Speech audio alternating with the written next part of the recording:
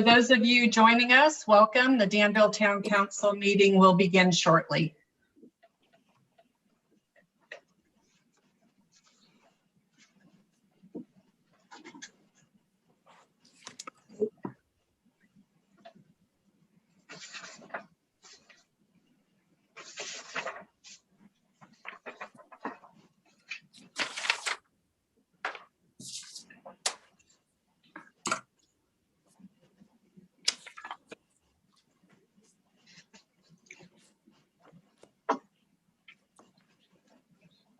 Hello and welcome to the Danville Town Council regular meeting on this June 15th, 2021. I'd like to call this meeting to order, and I would like to ask our city clerk, Marie Sanseri, to please take the roll.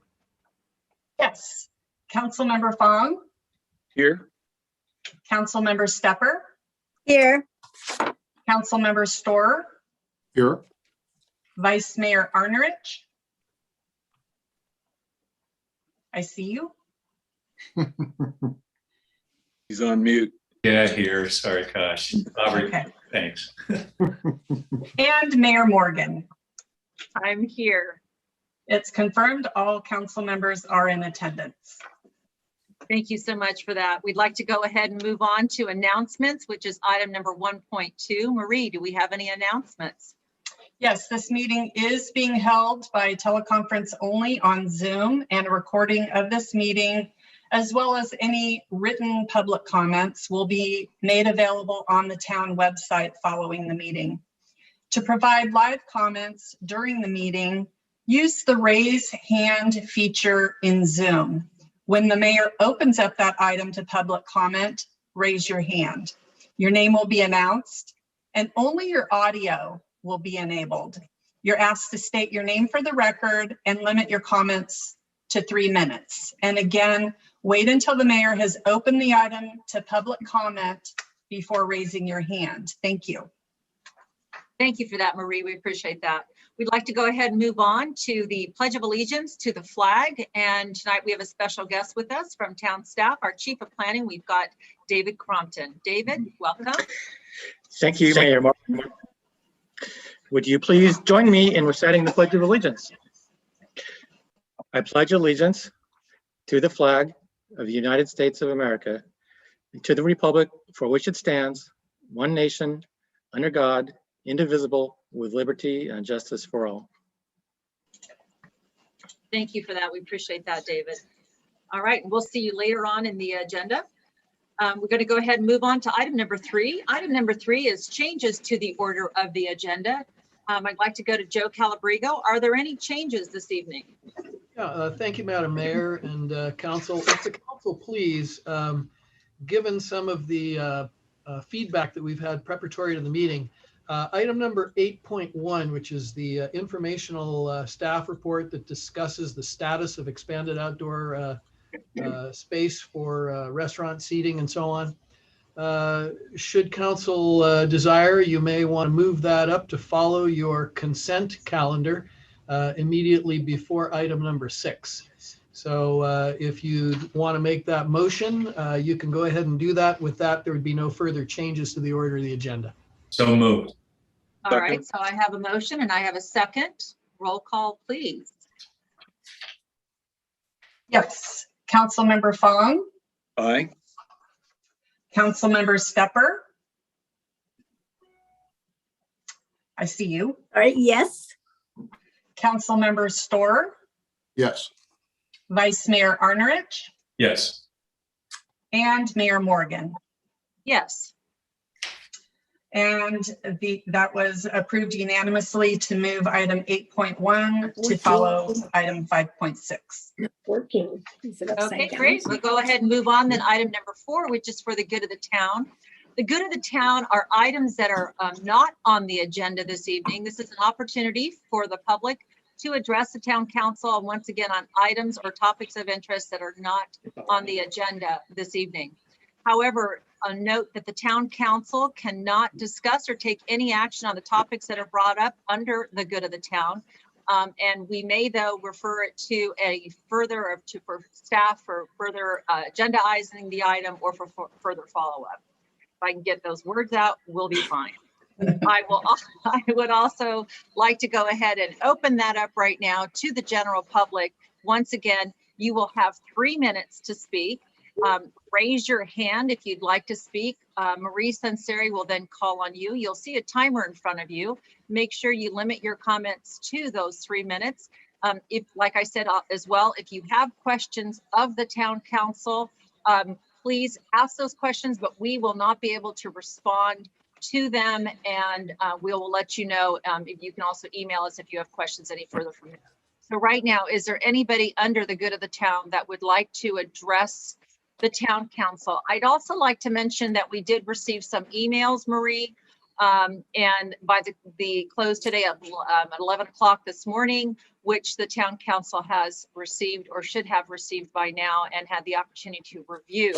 Those will also go on record, but will not be read this evening into the record.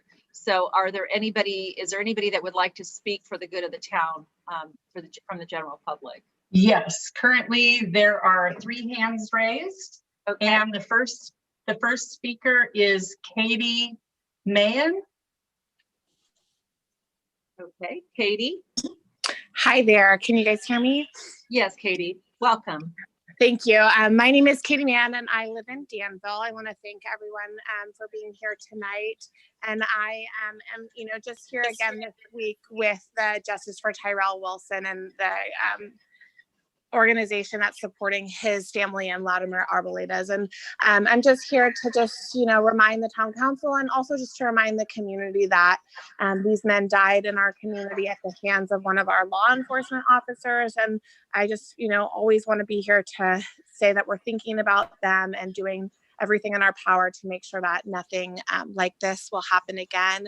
I also want to thank the council and the San Ramon Valley Fire Department. The presentation 2 weeks ago was really eye-opening and interesting to hear the fire department talk about the Community Crisis Initiative. And I hope that the council supports that and puts our Measure X funding toward that effort. It was really great just to hear them speak with such enthusiasm about this as a community solution rather than police being the first responders to mental health crises. So I hope that the council continues to support this. And I really just appreciate that. And that's all I have to say tonight. Thank you so much. Thank you, Katie, for your comments. We really appreciate them. Marie, is there anybody else? Yes, the next speaker is Lori Wolf. Hello, this is Lori Wolf. Thank you for allowing us to meet and speak tonight. I'm also here with the Justice for Tyrell Wilson group, and I just am here to continue to support justice and policing and supporting alternative methods of responding to issues in our community, such as mental health and other nonviolent issues, other than sending police with guns. I also would like to thank you for your support of Measure X funding going to support the Community Crisis Initiative. Also, I just want to pre-support the ideas that we will hope to present soon of memorials to be put downtown for Latimer and Tyrell, as Katie said, 2 young men that were killed by the hands of our police, and we don't want them to be forgotten. And we do have plans to submit an application for memorials in our town soon. And also, just in general, I would just like to see this town have a visible and proactive stance on anti-racism and continue to support legislation for public safety and police accountability. I know that you are already had submitted letters for AB 98A. Some other legislation that we're watching is SB2, the Police Accountability Act. I don't know if that's what it's called, but that's what it does. AB 490 and AB 958. So thank you again. And that's all I have. Thank you. Thank you, Lori. Marie? Yes, I have one more hand raised. The next speaker is Veronica Benjamin. Welcome back, Veronica. Are you there?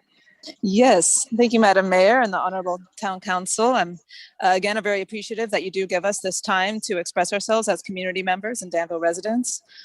First, I'd also like to echo what Lori and Katie have said regarding this letter of support that I know you will cover in today's meeting for the Measure X funding going to the Community Crisis Initiative. We're really happy that Danville is taking a proactive approach and coming out and supporting this from the get-go. I'd also like to express my support, and I think there's a lot of community desire for a permanent memorial to be established for Tyrell and Latimer, and we hope to have a proposal together soon to present to you. Third, I would also like to encourage Diane Friedman, because she does these wonderful legislative presentations, and I just love that as part of her research, she look over those 3 bills that Lori had mentioned, that is SB 2, AB 490, the Angelo Quinto Act, and AB 958 regarding this last one regards law enforcement cliques, or basically gangs within police, within law enforcement organizations, which is actually quite dangerous. And there's documented cases in Alameda County as well as in Los Angeles County, and likely within Contra Costa County as well. So this is legislation that really cleans up policing and ultimately saves lives. I'd like to move on now just to encourage the town council. Just you are our town's leadership. And I'd just like to emphasize the need for you as our leaders to more publicly denounce racism. Recently, we were trying to promote an event in digital space on Facebook, and we had 19 responses to this event, and we were asking for Black artists to come forward and contribute for Juneteenth, to celebrate and recognize the freedom that was hard won for so many people in this country, particularly African Americans.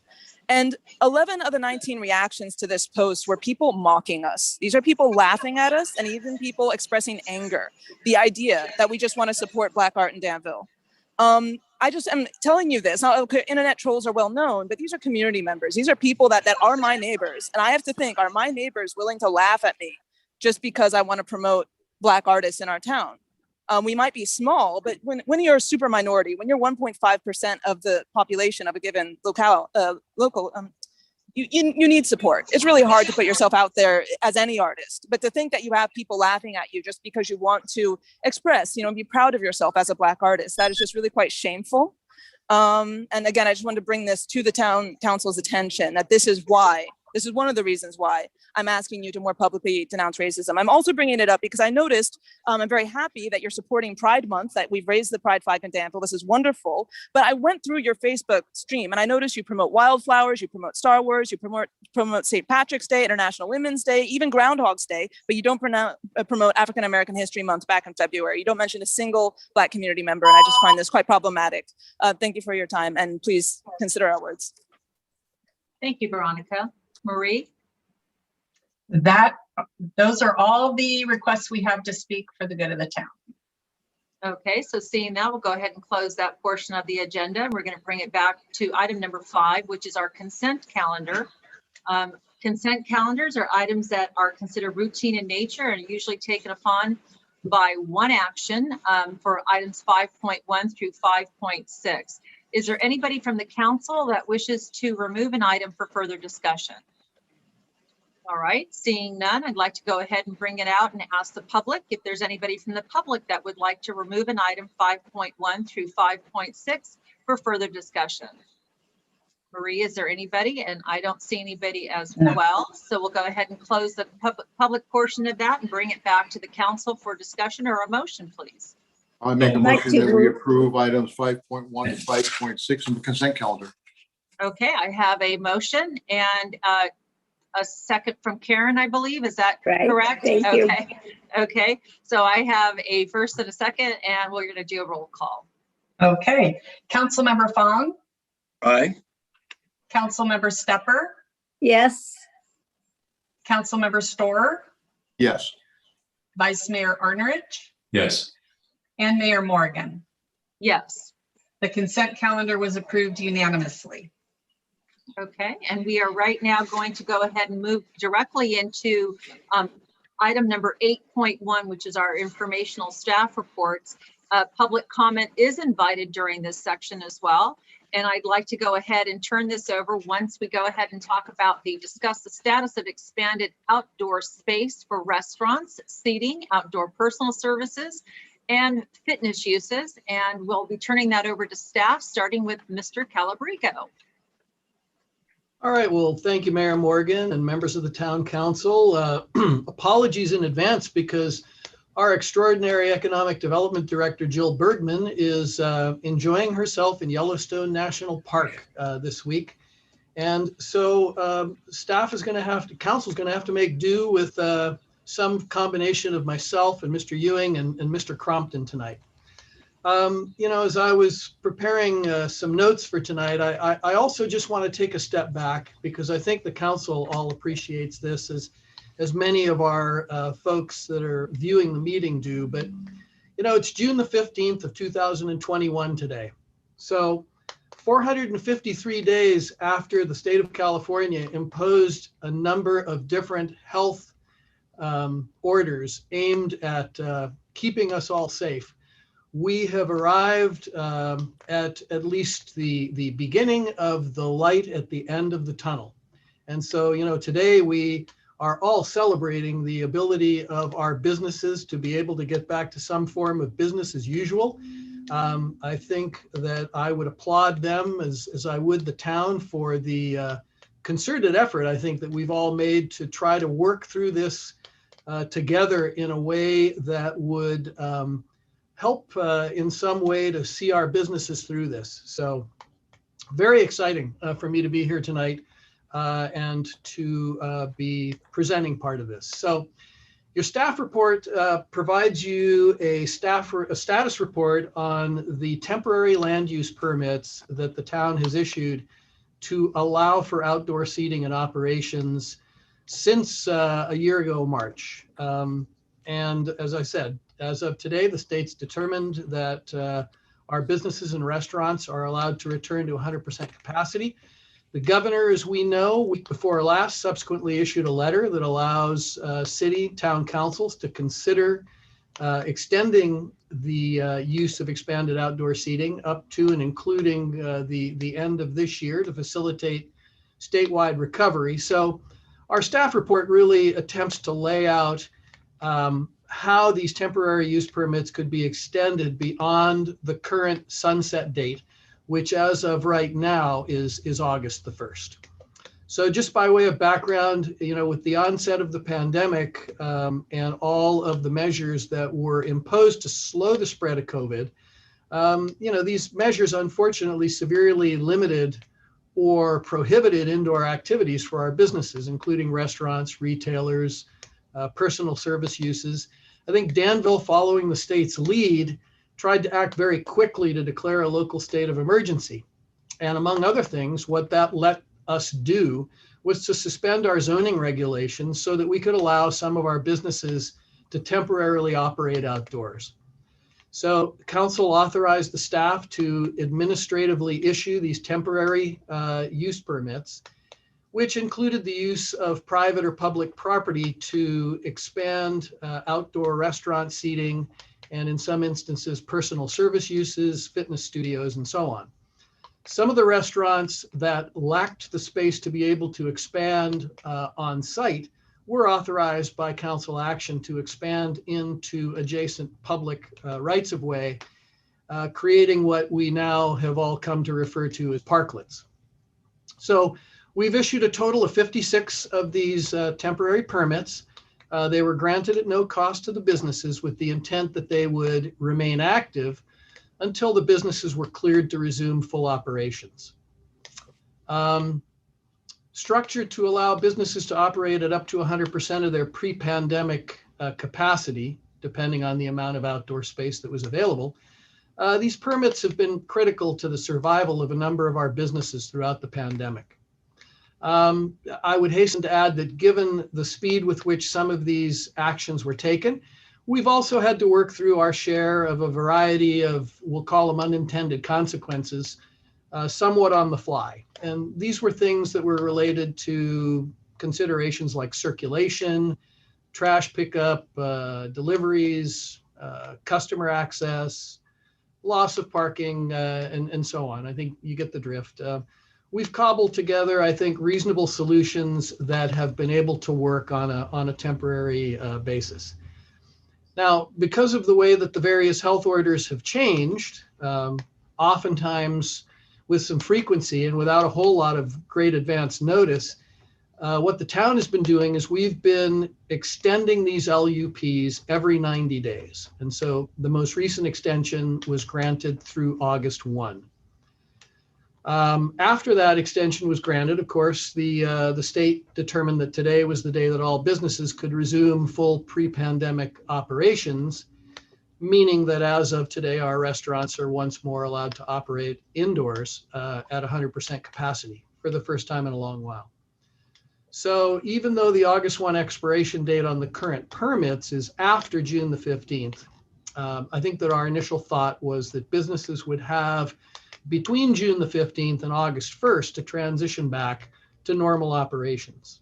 And that would mean that for some restaurants with these temporary permits, they'd be operating at more than 100% capacity for that time. Now, of course, the governor's letter provides all local councils the opportunity to consider extending that those permits further up to and through December 31 to facilitate additional recovery.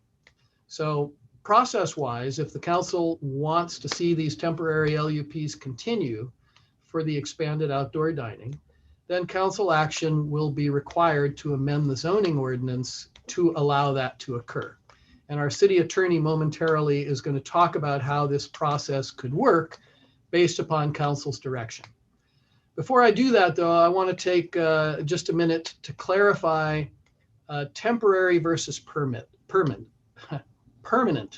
Thank you. As we've received quite a bit of feedback, some of it suggesting that the outdoor seating should be made permanent. So typically, all of the temporary use permits that the town has issued are issued for events or activities that are going to happen on a short-term basis. So one that I can think of off the top of my head would be something like a Christmas tree lot where you'd issue a temporary LUP for 5 or 6 weeks, and then it would go away. So they're not typically issued for an ongoing use or for an extended period of time.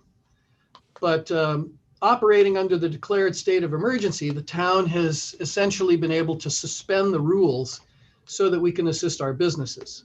The goal, as we said, was to allow businesses to be able to operate outdoors at up to their full regular capacity while avoiding the need to meet regular requirements, health requirements, safety, building code, zoning requirements, and so on, as well as paying any and all fees that would be required for things like parking and the permits themselves. So this is why the current permits are temporary. And moving forward beyond 2021, as it currently stands, businesses that might be interested in applying for an ongoing use permit that would allow for additional or expanded outdoor seating would need to follow the town's process as it's prescribed by the current zoning ordinance. So the focus of tonight's discussion is more on what needs to happen process-wise if the council wants to provide for further extension of the current temporary use permits for an additional period of time. And per the governor's message, this could allow for up to 5 more months of operation through December 31st. Lastly, I would add that further time extension for fitness and personal service uses beyond August 1 is not being recommended to the council this evening. The governor's letter didn't include these uses. There seems to be less of a concern on the part of business operators and patrons with regard to moving activities back indoors. And quite candidly, we've had some land use conflicts that have arisen between outdoor business uses and adjoining residents in residential neighborhoods in some instances. So with that, I'd like to turn it over to Rob to review the options for moving forward. Okay, thanks, Joe. I can keep this fairly short. I just want to elaborate a little bit on what Joe said. Option 1 is you do nothing, which would mean that all these permits would go away on August 1. Option 2 is that you would temporarily extend them through, it could be up through the end of the calendar year, December 31, or some date short of that, your choice. And that would be done through an ordinance, which we would bring back to you at your July 6th meeting. That ordinance would, what we're working on right now, it would be pretty simple. It would basically just sort of suspend the current zoning provisions through the end of the calendar year, for instance, to allow these to continue as is. So when we get to the end of this this item tonight, we're going to ask for your direction as to whether or not you want us to bring that back to you on July 6th. Not to get into the weeds on what it is, but whether or not to bring such an ordinance back.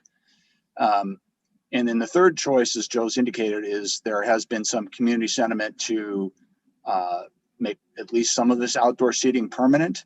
And to do that, that would be a more permanent zoning ordinance amendment. And as I think you're all aware, that's a much longer process, starting with the Planning Commission, probably some study sessions that may or may not fold into the downtown master plan that you have, or later tonight we'll be authorizing as part of the budget. But that's a different process. So really what we want to focus on with you tonight is whether or not you want to direct us to bring an ordinance back on July 6th to extend the temporary nature of these. So myself and Dave Crompton, your Chief of Planning, we can answer any specific questions about that, but that's the outline of the legal options. Okay, so just to clarify, we just want to make sure that it's clear and to anybody else that's here this evening, we are only here to discuss extending this, not extending it, and that. We're not here to discuss the particulars behind that. Newell. Well, thank you both to Joe and Rob for teeing this up. The question goes, start with a statement, you know, our concerns in the past about extending this beyond sort of, quote, the end of the perceived lockdowns was a perception of a conflict between special events, parades, street closures, and things like that.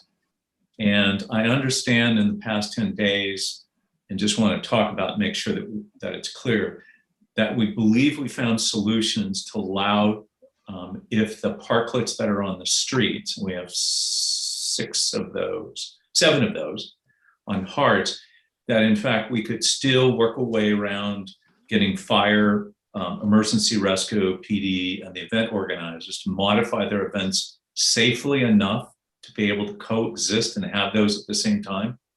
Is that a true statement? We feel we're confident about being able to do that?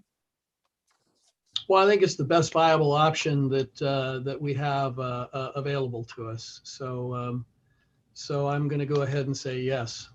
Okay, no, that's good. And I appreciate that hesitation, that safety is paramount, particularly, you know, for the September 4th parade, which, you know, hopefully is 30, 40,000 people. But I'm glad to know that everybody was able to work and find some solutions while they're challenging. But I really appreciate that. Thank you. Are there any other questions before we go to, okay, Dave?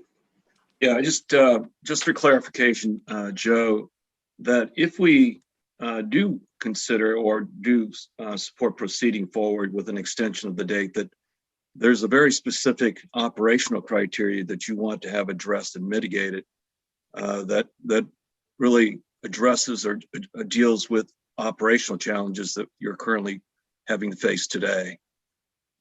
Is that accurate? I would say that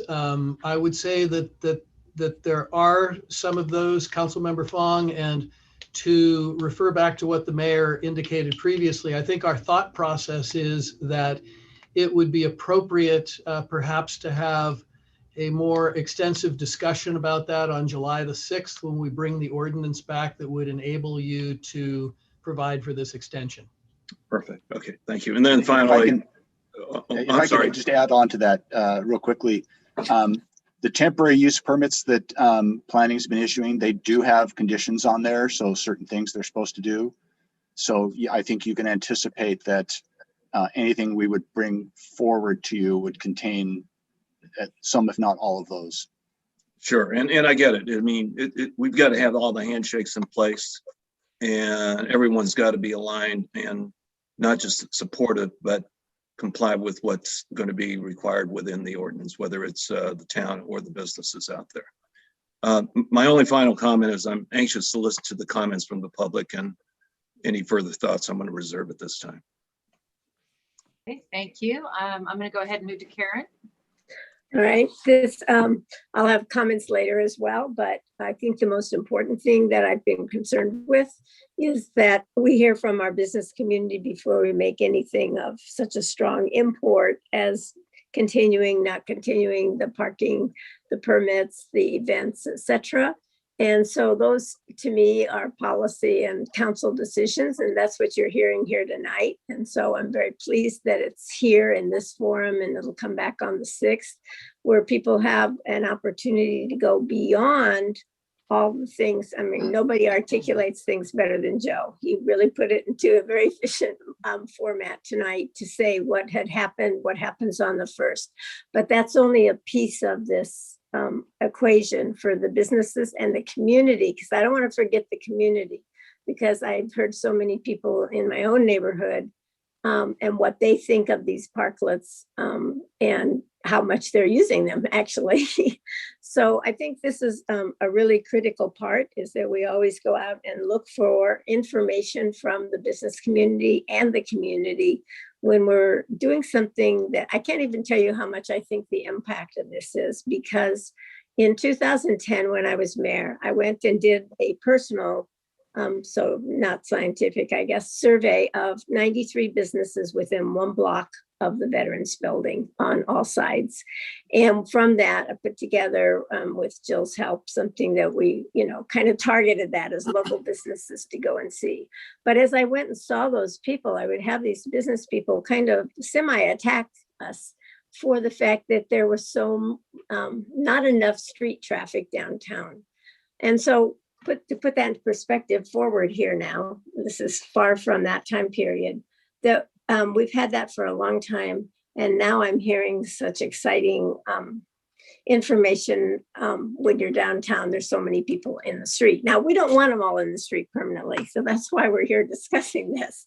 But the fact is, having them in the street and having an opportunity to measure not just what is COVID and what are the restrictions, but how we can work with Rob and Joe on the laws to have a longer time to look at this. And maybe some people in the community don't understand that in this later budget, and I think Newell had brought it up in particular, to look at the master plan for the downtown. And while this isn't concurrent with this, it will have a great impact how we see our downtown, because we compete with every city around us for the businesses that we hold and endear, and for where our community travels. So anyway, so I appreciate the format that you've put this in, and I'm not quite sure how to put this right now into a question, but as I understand it, Rob, then it'll come back on the 6th. And at that point, we would vote on the final decision on what whatever direction we give you tonight. Is that correct? Yeah, so if a majority of you direct us to bring an ordinance back on the 6th, that's when you would vote on whether or not to extend these uses again on a temporary basis, perhaps through the end of the year. Right. So that's what you would be looking at then. Sorry, I think that was when I was mayor in 2016, yeah. Not 10. Sorry on my comments, but thank you for that answer, Rob. So we'll come back later with discussion. Okay. Robert, did you have any questions of staff? No, Madam Mayor, I'm going to hold my comments and questions until after public comment. Okay, great. All right, so we'll go ahead and do that as well. We are so happy that so many of you had joined us this evening. And we're believing that it's probably to speak on this item as well. So like I said, the item before us this evening is about the expanded outdoor space and the extension of that, or not to extend that. And what we're going to do is public comment is the opportunity for the public to address the town council. You'll use your raise hand mode. So Marie Senseri, our city clerk, will call on you. When she calls on you, you've got 3 minutes to speak. if you can let us know your comments within that amount of time. Now, if you have any questions or comments or things that you need answered or addressed, those will be taken care of once we close the public portion of the comments, and we'll bring it back to staff as well as to the council. So be sure to know that. So if you do have a question, we will answer it at the end of the public comments. Like I said, you have 3 minutes, and I'm going to defer to Marie to see if there are questions. And we've got Marie on mute. We are all doing that this evening. Yes, we are. It's a thing for all of us to do. Okay, I'm going to share my screen. And our first speaker this evening is Kira. Good evening, Kira. Good evening, Mayor and council members. I'm not on mute, right? No, you're there. We hear you. Thank you for the opportunity to speak to you this evening. My name is Kira Fike, and I'm the chair of the board of the Danville Area Chamber of Commerce. On behalf of the chamber, I'd like to again thank you for your previous swift actions in allowing our small businesses to open in some capacity during 2020. These parklets have allowed our businesses to continue to operate, employees to continue to work, and our community to have some semblance of normal during the past turbulent year. Also on behalf of the chamber, I wanted to encourage the council to extend the use of these parklets and perhaps even fold them into the town's general plan.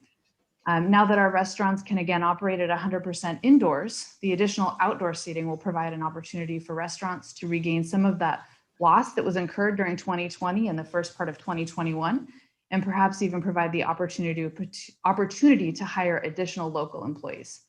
The parklets are also helping more than just our restaurants. Our retail establishments are reporting increases in business as well due to the spillover of people coming to them because we've had more people coming into the downtown area to enjoy our restaurants. And last but not least on this list, the parklets have provided a feeling of community for downtown Danville that can last well beyond the end of the pandemic. The town has created something great here, and the feedback that we've received at the chamber has been overwhelmingly positive with regards to the idea of keeping parklets on a more permanent basis. It's not only our businesses that have provided this positive feedback, but our residents as well. And our residents are really loving being able to see each other and enjoy our beautiful downtown area together. And the parklets have been what has really contributed to this unmatched sense of community that we've had in the last few years. The chamber does understand that the opportunity to extend the parklets is a two-way street, and safety, ADA considerations, and a uniform look and feel to the parklets would need to be established over time. And we feel this is a healthy trade-off to allow our downtown businesses to continue to operate and recoup the losses experienced in 2020 and 2021 while we further encourage a vibrant and engaging downtown area. Thank you for the opportunity to speak tonight. And again, on behalf of the chamber, we would just like to encourage the council to consider extending the use of the parklets through the end of this year. Thank you so much. Thank you for your comments. We appreciate them. Marie? Yes, the next speaker is Judy Lloyd. Welcome, Judy. Hello. Well, I'm following my my board chair now. My name is Judy Lloyd, and since moving with my family to Danville 14 years ago, joining the chamber, and now as president and CEO of the chamber, I have appreciated the town's priorities and support of business and attracting community patrons for downtown businesses, as well as the amazing diverse businesses at our shopping centers.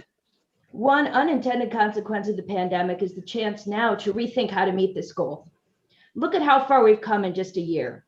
5 months of takeout only, shutdowns that provided across the board uncertainty, an overwhelming feeling of seclusion and loneliness, and one weekend with boarded up businesses for fear of looting. But even under the most adverse circumstances, business owners made lemonade out of lemons. First through creative takeout options, refreshed websites, retail online ordering and delivery, digital marketing, and eventually through reimagined expanded outdoor space. Through it all, the town council, Town Manager Joe Calabrigo, and your wonderful team in economic development worked so hard to sustain and enable businesses through grants, loans, and your other resources. And the community responded.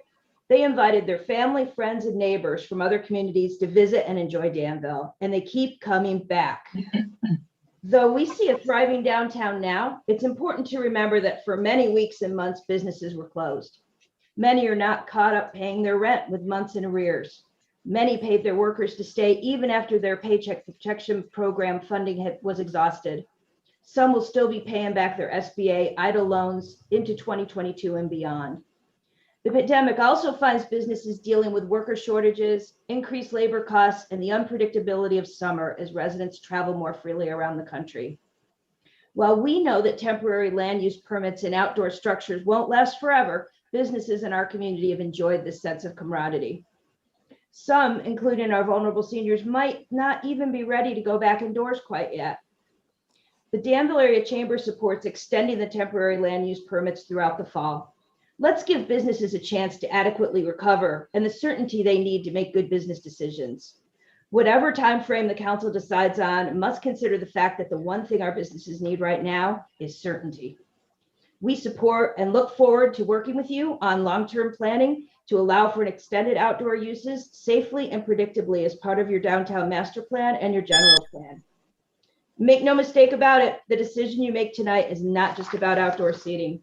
It's about the survival and the ability to reimagine things in a different way for a more vibrant Danville. Thank you for listening, and thank you so much for your support and partnership with the Chamber. Thank you, Judy. Marie? Okay. The next speaker is Veronica Benjamin. Veronica, are you there? Yes, hello again. I'd just like to speak in support of the local businesses, and I would actually like to see those parklets stay permanent. I think it's really transformed the downtown space of Danville, and I grew up here. I've been here for 33 years. Over that time, I've seen Danville has become more and more an interesting place, a place I would think of actually going out in because of the increased quality of food that's available here. And as the Chamber of Commerce members mentioned, the sense of community that you get when you just get people outside together. I would go a step further and say that if you even consider in the town master plan, I know there's another time to talk about this, but to actually permanently shut down that stretch of Harts Avenue to car traffic, at least on the weekends, or make that more of a regular thing, if not a permanent closure.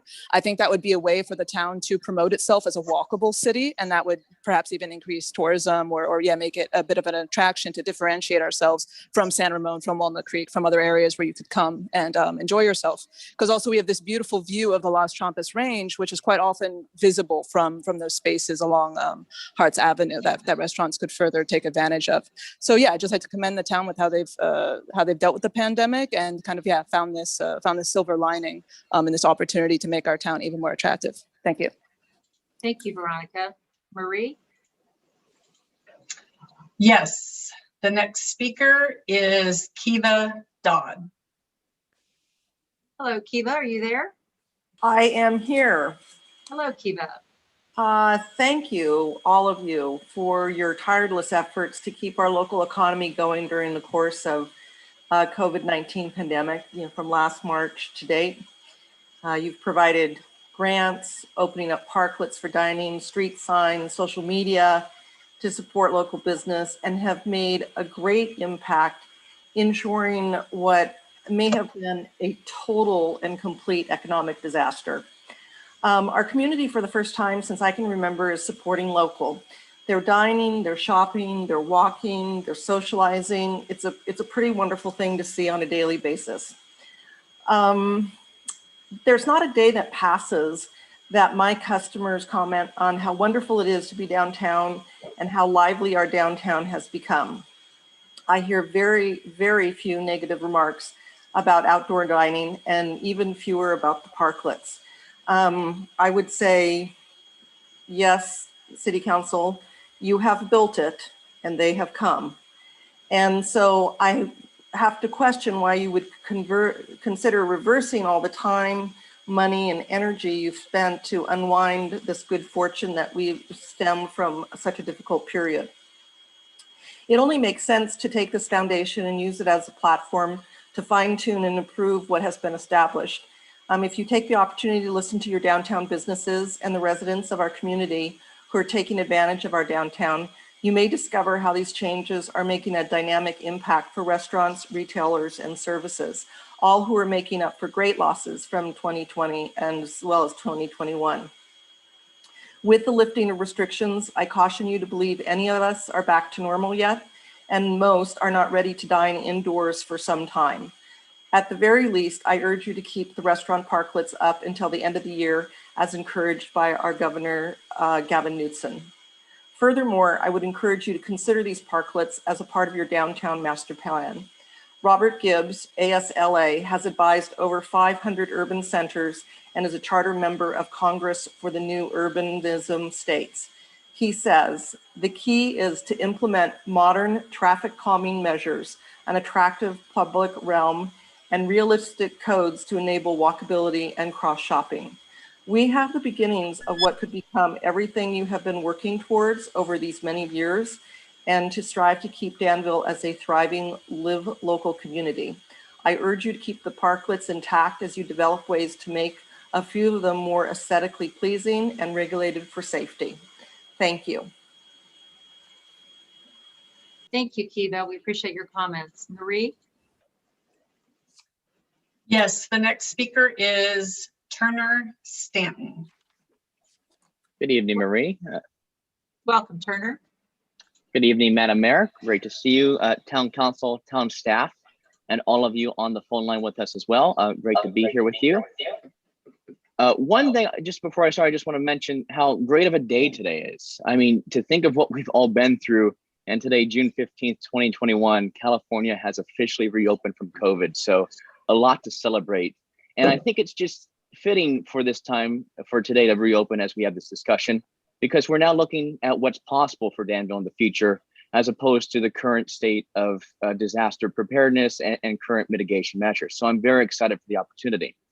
Echoing a lot of what we've already heard today from the Chamber, I think it's really critical that we extend these outdoor dining opportunities to really create that economically vibrant business community. And from my experience, every time I've dined in Danville, ironically, I've always been sat in a parklet or outdoor section. And whenever I've had a guest who's not from Danville, they always are just blown away at how much of a wonderful experience the outdoor dining is. And not only did they have a great time at the restaurants, they were then inclined to go explore the other treasures of our town. So I, as a resident, as a customer, have experienced firsthand that cross-pollination and business vibrance these outdoor dining opportunities have provided. So I do urge you to consider extending to the end of the year. And furthermore, it is beyond our business community, this discussion tonight. It is about our Danville community. A resident wrote into me today, they couldn't make it, but they wanted to share that they think with outdoor dining, it makes a more resilient community where residents can interact with one another. An example I have is the farmer's market. There's magic and energy in the air as neighbors are able to see each other and you're able to reconnect with old friends. Our community is not back to the pre-COVID world yet. And I think now more than ever, we need these special opportunities such as outdoor dining to further foster those moments of interaction that our residents so desperately need. I look forward to hopefully hearing that this short-term resolution is passed, and I am even more excited to look at what longer-term measures we can put in place to make sure Danville is that vibrant economic community and ensure all of our Danville residents are part of this beautiful place we all call home. Thank you very much for the time, and thank you for all of your work. Thank you, Turner, for your comments. We appreciate them. Marie? Yes, the next speaker is Lori Wolf. Welcome, Lori. Are you there? I'm here.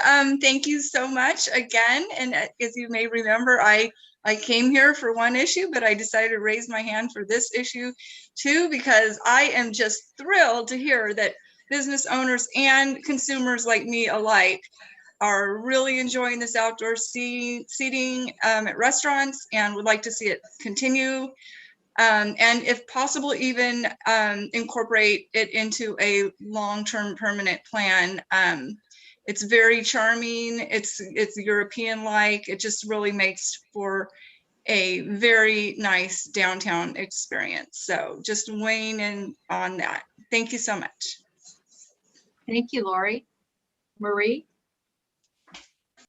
Yes, the next speaker is Darren Matt. Welcome, Darren. Are you there? Okay, can you hear me okay? Oh, there, I can hear you now. Welcome. Hello.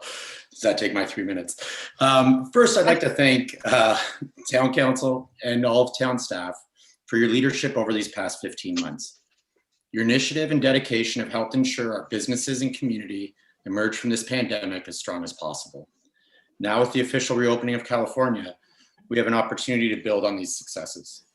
As challenging as this last year has been, it's important to remember that a lot of downtown businesses were struggling prior to COVID. Through conversions and new developments, there were 6 new downtown restaurants approved in the past 6 years. Unfortunately, there wasn't a corresponding increase in demand to meet this added supply. We were also competing with Broadway Plaza and the new restaurant-centric Bishop Ranch City Center. Both of these centers benefited from a cohesive marketing plan, drawing people from surrounding communities like Danville. The result of all this extra competition was that many downtown restaurants saw a significant revenue decline in 2019. We were desperate to create sustained demand to support the additional supply and fairly compete with these other centers.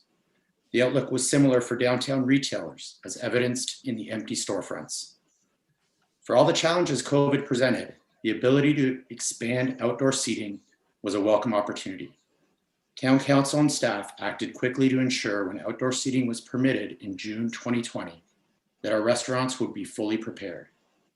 The effort to educate consumers, provide consultation to the businesses, and fund grants was simply awesome. There were logistical challenges, but nothing too big to overcome. Here we are, a year later, and the concept of expanded outdoor seating must be viewed as a win-win. A win for Danville, with downtown displaying its charm and vibrancy. A win for downtown businesses who have been desperate to create this added demand for years. And most importantly, a win for Danville residents who have rallied their full support behind this new reality. This is evidenced in a recent poll that showed 89% of the 2,700 respondents want the expanded outdoor seating to be permanent. Just like anything new, there is a learning and adjustment period. The current state of parklets and street closures is admittedly inconsistent. Logistics, design and safety standards, and enforcement are all topics that require further study.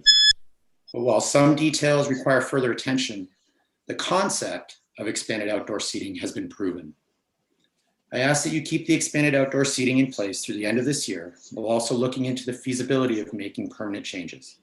This proven concept can be an important building block in the future downtown master plan. Thank you for your time. Thank you, Darren. Marie? Yes, the next speaker is Patty Hoyt. Patty Hoyt, welcome. Hi there, thank you. I'm Patty Hoyt. I coordinate a community coalition that works on reducing underage drinking, marijuana use, and prescription drug abuse through the Discovery Counseling Center. And I am here to speak just to appreciate all the efforts of businesses and the town have to maintain a safe environment. You know, during all of this with the expanded footprint, making changes as necessary, such as reopening Harts Avenue when it became dangerous. So I want to say that the coalition is in full support of businesses, but in regards to this item, my item of concern is the mention of the relaxation of alcohol controls. I would appreciate if any ordinance that comes back would remove the emphasis on alcohol and place it on dining. Cocktails to go has the potential of driving under the influence, and there have been recent cases where that has unfortunately resulted in injuries and death in other communities where people were dining in parklets. And delivery has proven to often go into the hands of underage consumers, and there's no safeguard of it not being provided to an overly intoxicated. So that's my concern. It has nothing to do with the outdoor dining because I too love that experience. I would just appreciate if any ordinance removes kind of the emphasis on alcohol and really places it on dining, which is really what we want everybody coming to town to do. So thank you. Thank you, Patty. Marie? Yes, the next speaker is Glenn Bittner. Welcome, Glenn.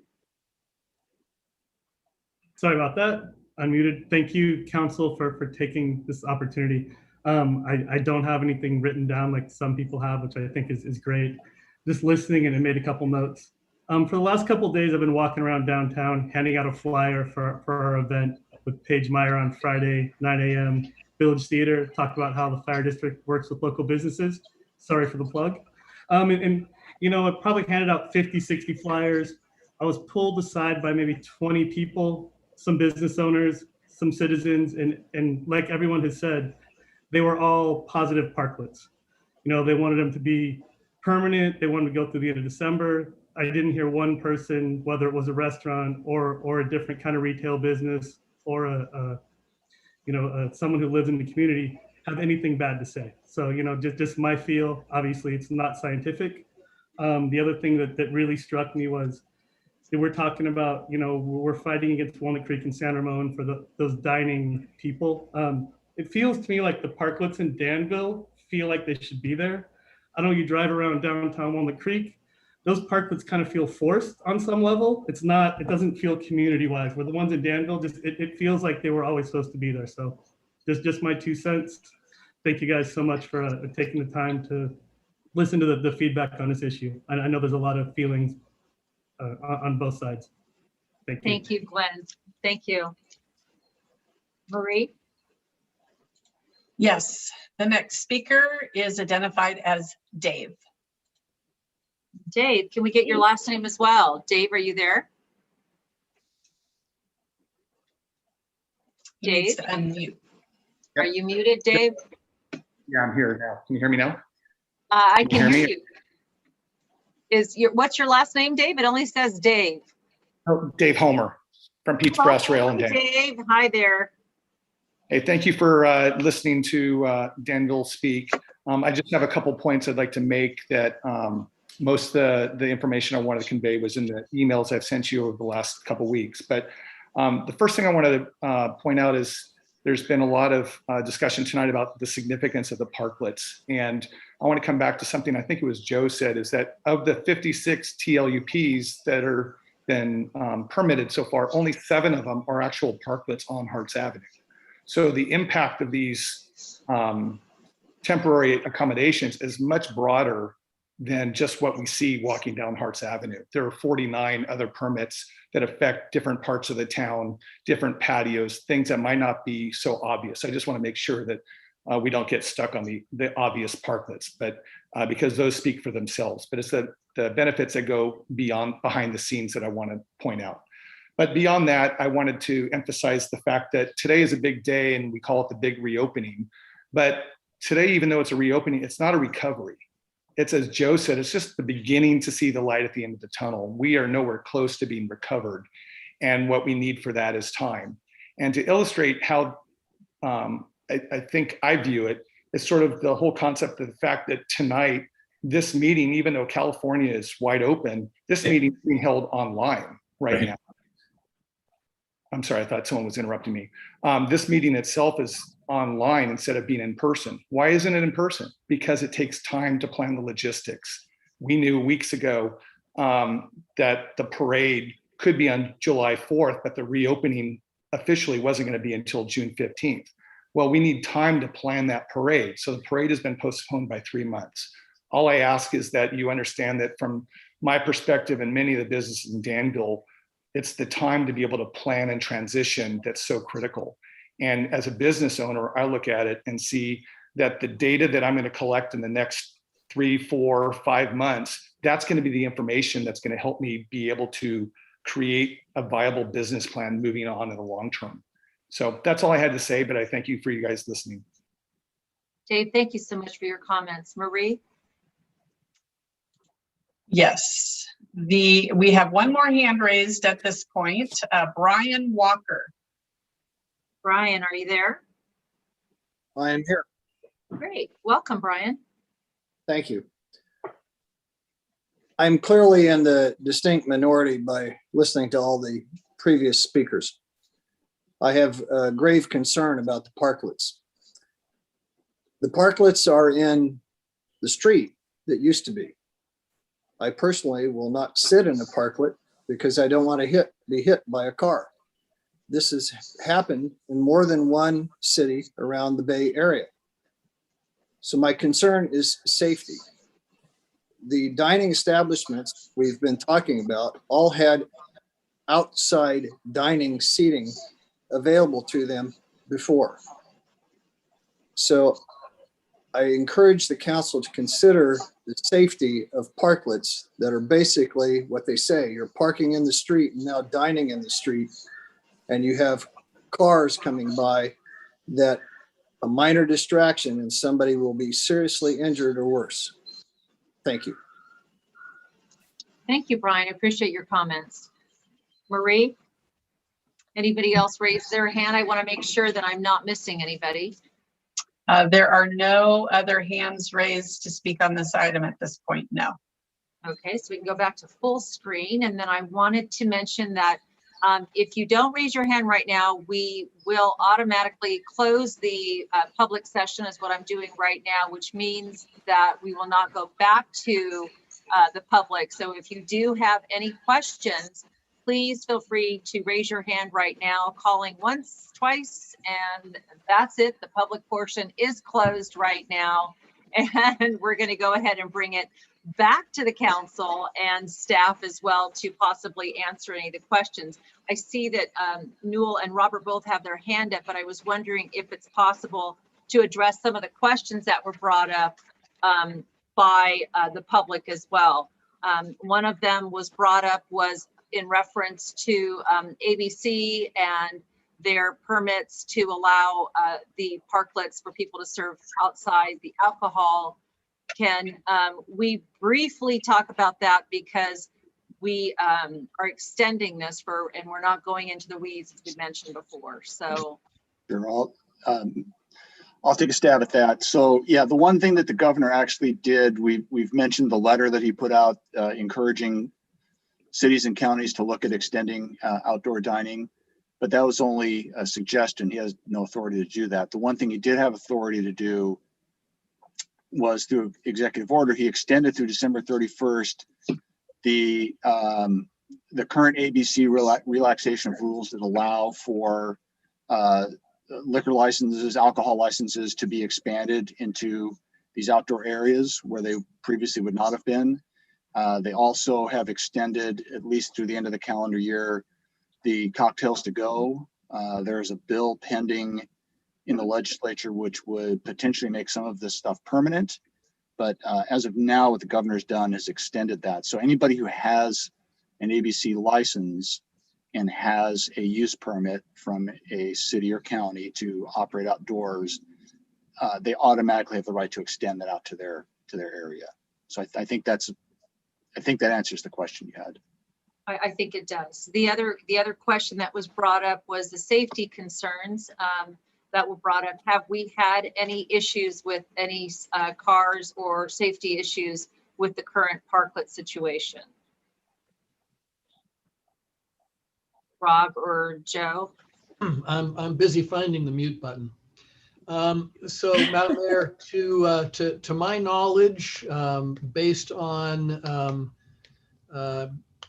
rather frequent communication that we have with our police chief, I'm not aware that we have had any types of significant issues around this. But obviously that as we move forward, potentially beyond looking at temporary permits to anything that might be more permanent, would certainly be something that would need careful further evaluation, because like Mr. Walker, we all want to be sure that we're providing for the safety of our community members. And fire and police have both had the opportunity to take a look at this prior to we even wanting to have the parklets out there. I just want to make sure that that's all the questions that I have. The rest were just in favor of extending it. So therefore, I don't have any other questions written down. I'm going to go ahead and move to Newell. Oh, I'm sorry, Rob, did you want to go ahead? one thing, wasn't really a question, but I think it is worth clarifying the point that Dave from Pete's Brass Rail made, which is that, and Dave mentioned early on, the number of use permits we've issued is 56. The number of parklets is way less than that. So as you're discussing this, just remember that the vast majority of these temporary use permits are not out in the street. They're either in private parking lots or other forms of private property. So just want to clarify that. Yeah, that's a good point to make. So we're only 7 of them are parklets, and the other 49 are in various other ways, areas such as patios or extensions thereof, or alleyways or whatever it may be. Okay, Newell. Actually, we have 11 downtown because we have to count the side streets. Plus there's 2 others. There's really 13 that are public property. Well, first of all, all of the businesses, I think we've heard from some great leadership, particularly from Kira, Judy from the Chamber, Dave, Darren, all of those have been dramatically impacted by these last 453 days. And those of us also, several of us here own businesses. It's been a lesson thrown at us that we never, ever had a rule book or know how we would be able to survive this. And we have an opportunity that we have demonstrated over the past 12 months to how to make this work. Thank goodness they have worked safely. There's a lot of good protocols. More importantly, as we go back to that normalization of life in Danville, which is community celebrations and that marriage between doing special events downtown, which does close streets off, and being able to find a solution to have the parklets remain. I think this is a no-brainer to keep all of this open until December 31st this year. And we had talked before about the idea of giving 6 months after the end of some sort of pandemic notice. So we're kind of at that threshold. So I think, and I suspect most of us in the council are all going to agree, let's keep this in place to the end of the year. But just as importantly, that going forward for the long-term solutions, those solutions are complicated based on each property owner and each restaurant and each business and how they organize their business, what kinds of fees they paid, whether their property was allowed to build a bigger building and no parking. So they paid for offsite parkings versus those that have parking. There is certainly an opportunity for everybody to make applications as we go forward, but there are some rules in place, and it's really important that those are done to make sure that one business doesn't have an unfair advantage over the other. Because while we're competing with Bishop Ranch and downtown Walnut Creek, we also want to make sure we're not forcing businesses to take an unfair advantage from each other. With that being said, those details can be worked out. In the budget that we're going to be approving later in this agenda, the council has all agreed to go out and hire an interview before we hire to find the best sort of landscape architect firms that work in activating the streets and re-envisioning our downtown. It's an opportunity to talk about a business district. How do we fund those? Our redevelopment agency was gone. Governor Brown got rid of those. Our financial tools that did all those improvements that we enjoy are completely gone from us. So we have an opportunity to work together in businesses, not only the businesses, but just as importantly, that property owner. And I think the master plan that we're going to come up with, which will go through a robust community process, will allow us to find those solutions that propel us into the 21st century and beyond. So, my seat, let's keep these in place. What's before us tonight is decide that. And the answer is yes, let's keep the parklets in place on both the public property and private property through December 31st. Robert? Great, thank you. First of all, I want to thank Kira and Judy and the board of directors at our chamber. We're very fortunate to have such a strong Danville Area Chamber of Commerce. And then Dave, Darren, Essen, Curtis, people that have emailed all of us and given us some very thoughtful and very insightful ideas on what we could do with these parklets. We started last year, trying to navigate a course that there is no handbook, there's no playbook, and we were faced with a $3, $5, and $7 million budget shortfall. Then our businesses, our retailers, our shop owners were forced to close. And everything that we did along the way was 100% to support our businesses, whether it was with grants, about $900,000, and money that we were able to give our business to help them sort of survive a very extraordinarily difficult time. We created those parklets on a temporary land use permit, but the backstory was always, we were here for our downtown businesses to help them. Not only downtown business, restaurants, services, you name it, right down the list. We were there each step of the way. When everybody stumbled, we tried to right the ship. And I think, honestly, I think we did a good job. Now today, I mean, just because it's June 15th, clearly this is, and we're ending a few of the restrictions, but clearly we're not out of the woods here yet. And to get to a point where we're going to get rid of these parklets that have been such a huge help to each one of the businesses. And then naturally along the way, our downtown residents fell in love with the parklets as well. So, that's a big deal. All of a sudden, not only were we helping keeping our businesses in business, but our residents enjoyed it. So clearly, I mean, this almost falls into my no-brainer category. Let's take this to the end of the year. Let's give us some time to figure out a master plan. On a case-by-case basis, let's figure out which ones can come back permanently and look at this as a really, if anything comes out of the pandemic, we helped our businesses and we're going to continue to help them. And here we are today looking at ways of making it even better. So let's take it to December 31st. Let's look on a case-by-case basis. Let's try to figure out what a master plan downtown looks like. And it's going to force us to really make some good decisions. So for my seat, I'm 100% keeping this going and looking at and making many of them permanent. Karen? All right. So just on the comment area, of course, I'm totally in agreement with what's been said with respect to leaving the parklets open till December 31st. And if you were here, you hear other comments, other meetings, that it's a little bit different being a parklet versus being an extension, whether you're on private or public property. So there will be differences. And let's just pledge to continue to not make decisions for our businesses that give them 24 hours notice. I mean, we had all those interviews with the health department, and then the next day things would change again. So the businesses have been whipsawed back and forth with decisions that didn't have time for planning. So here we're blessed with some extra time for the businesses to come and plan and work with our planners in the town, which some of whom are in the audience. Sorry that Jill couldn't be here because she did so much work on this ahead of time.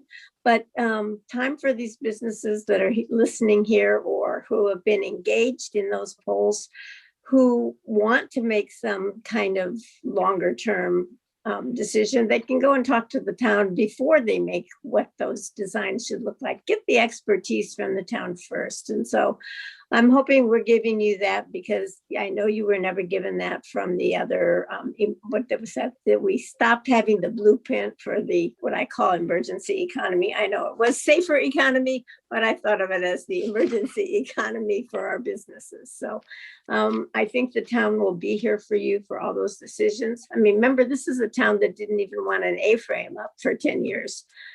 So letting these things go this way has been what has contributed to what everyone calls is a European ambience downtown. And no, we're not exactly European. We're not going to put another parklet in every other parking lot. I think some of the Europeans have done that. I've seen them set up for the day. So we're looking for something more complete, that's something that's an atmosphere that's going to eject that or incentivize people to come here the way they have. And it was exciting to hear the speakers today talk about the difference in what their customers see when they come here, because we've tried to create this year after. I've been on the council 19 years. Noel's been there even longer. I mean, we have tried to create that kind of excitement downtown that we hadn't seen. And so seeing this, I just want to express the appreciation to the community that's coming out of the sheltering and coming downtown and shopping local and eating local. and to those concerns that we'll continue to take under advisement. A special thank you to the people who put on events in our town, who have had just so much uncertainty, and so many events have been canceled in the last 6 months. For Kiwanis to be so flexible when they said they would take on the parade. They couldn't do it July 4th, but they could do it in September, or they could do it with the parklets or without the parklets, or on this street or on that street, which gives our town staff, again, the ability to keep things in place as much as they can to ensure safety, because that's their job, and they will, and they already have a blueprint for it. So appreciate the reasons that they've kept it the way they have as much as they can. And you'll hopefully, I don't envision 40,000 people when it's not the 4th of July, even though a lot of people keep saying that.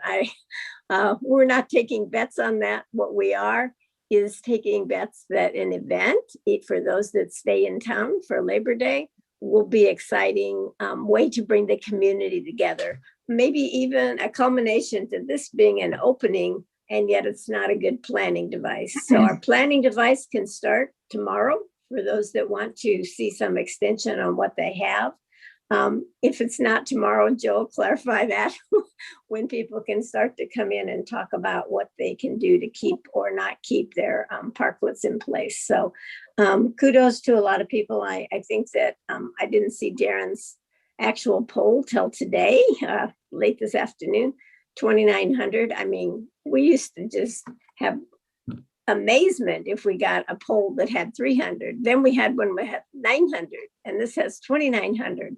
And we'll say it's not an official poll because it's a push poll, but it's the kind of polls we do for a lot of things. It's getting a lot of feedback to help us make decisions. So for those that put time into making that effort, and for all the efforts they've made over this last however many days, I heard different numbers, 353 days was it, whatever, of an emergency and response that has been terrific, for continually making those changes that nobody wanted to suddenly make. But to the business community from all of the council, great kudos. Thank you.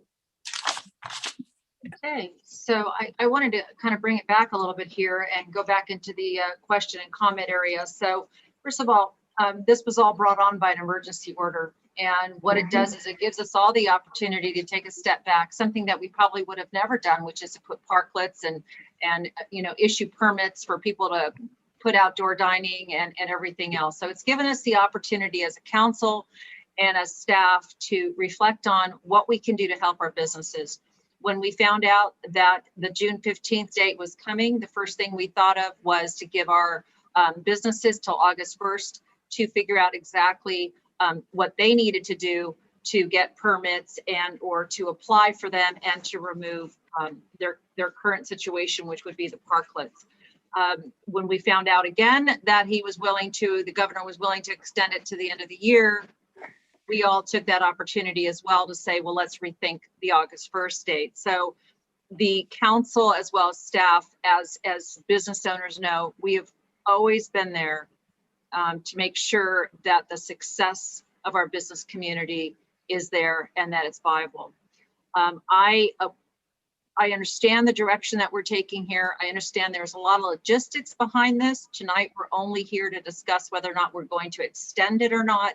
The logistics, from what I understand, the direction that needs to be given to staff is to bring it back on our July 6th meeting so that we have the opportunity to review the logistic end of it, because we do have the parklets out there as well as other areas that are outdoor dining that are infringing upon other properties and so forth. So the logistics behind the garbage and everything else that goes along with it, deliveries. As far as the safety aspect of it, I've had the opportunity to speak to fire, and I had mentioned as well, and to police, that if we do make these permanent structures, that we definitely have to have them at a seat at the table. And right now, we can do festivals, we can do things like that. They're used to that type of emergency situations. We had festivals in the past. The only thing we're adding to it is a parklet now. My question though to council would be, we're saying December 31st. And in my mind, a lot of people on December 31st will go to a restaurant and will want to eat out on New Year's Eve. Would we not want to make this to January 1st to give people the opportunity so that we're not telling them by December 31st, we are asking that they be removed by December 31st. I believe it would be better to do it on January 1st or January 3rd, which gives them till Monday to have these structures down. And I'm asking from council your thoughts on that as well. January 3rd makes sense. It's a lot That's of perceptive. Good. Okay. I'm fine. It's all detail. Okay. So what we're asking for this evening is just direction. And so I need somebody to go ahead and make that motion so we can give direction. I don't think there's it's informational. There's no motion. What we're doing though is we're doing a voting poll to see if we want to bring this to our July 6th meeting.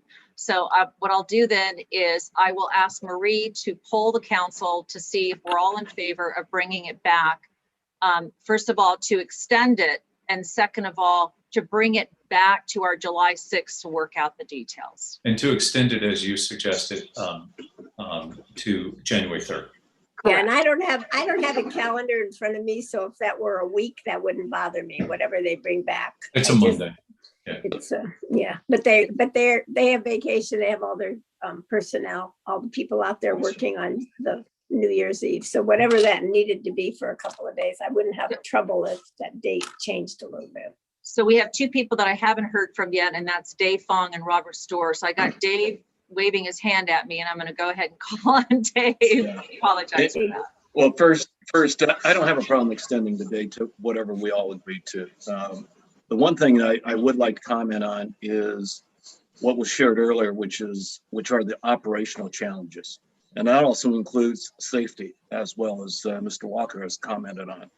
I like to make sure that we have routine benchmarking, or at least checking in to see how things are going and how the community, and that's the businesses, the community and the town, is complying with this ordinance. And if there are issues that get brought up quickly, because we need to address and mitigate whatever potential problems might occur as early as we can. So we just don't blankly just say it's okay to go to the end of the year, but oh, by the way, we had all these problems along the way and we didn't address them.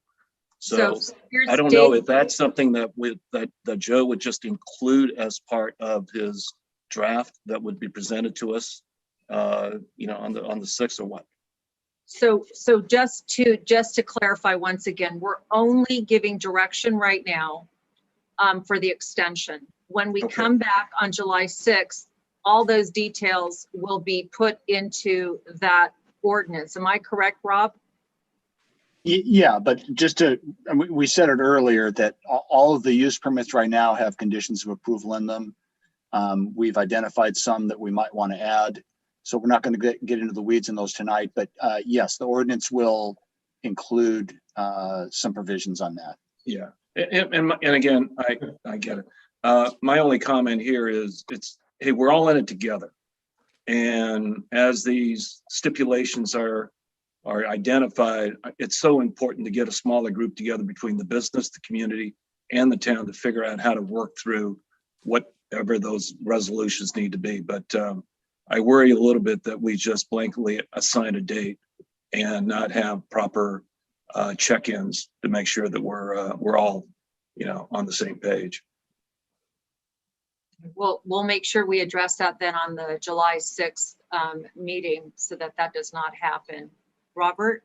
Yeah, no, and extending this makes a great deal of sense. Hey, Rob, if I'm reading the staff report correctly, it looks like we would certainly be able to move this to December 31st with the information coming us on July 6th, but we could also consider the longer term plan in there as well. Yeah, so I think what we're going to bring to you on the 6th is something that would take care of this issue through whether it's December 31st or January 3rd.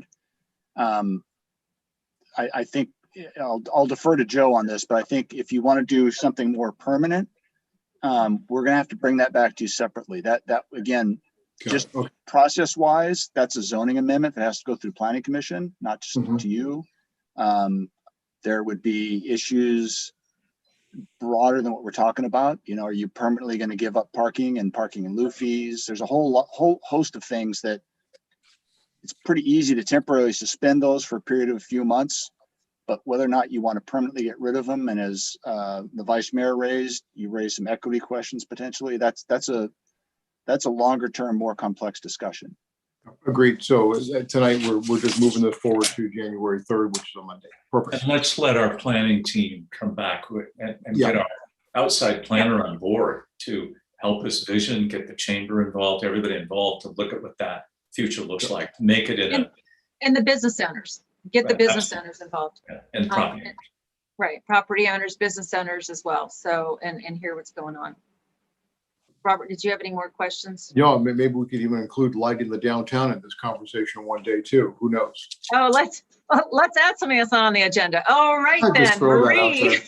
Let's wrap Marie. on the July 6th meeting and get it. All right, so direction is July 6th. For more details, we just need to make sure that all the council agrees. Okay.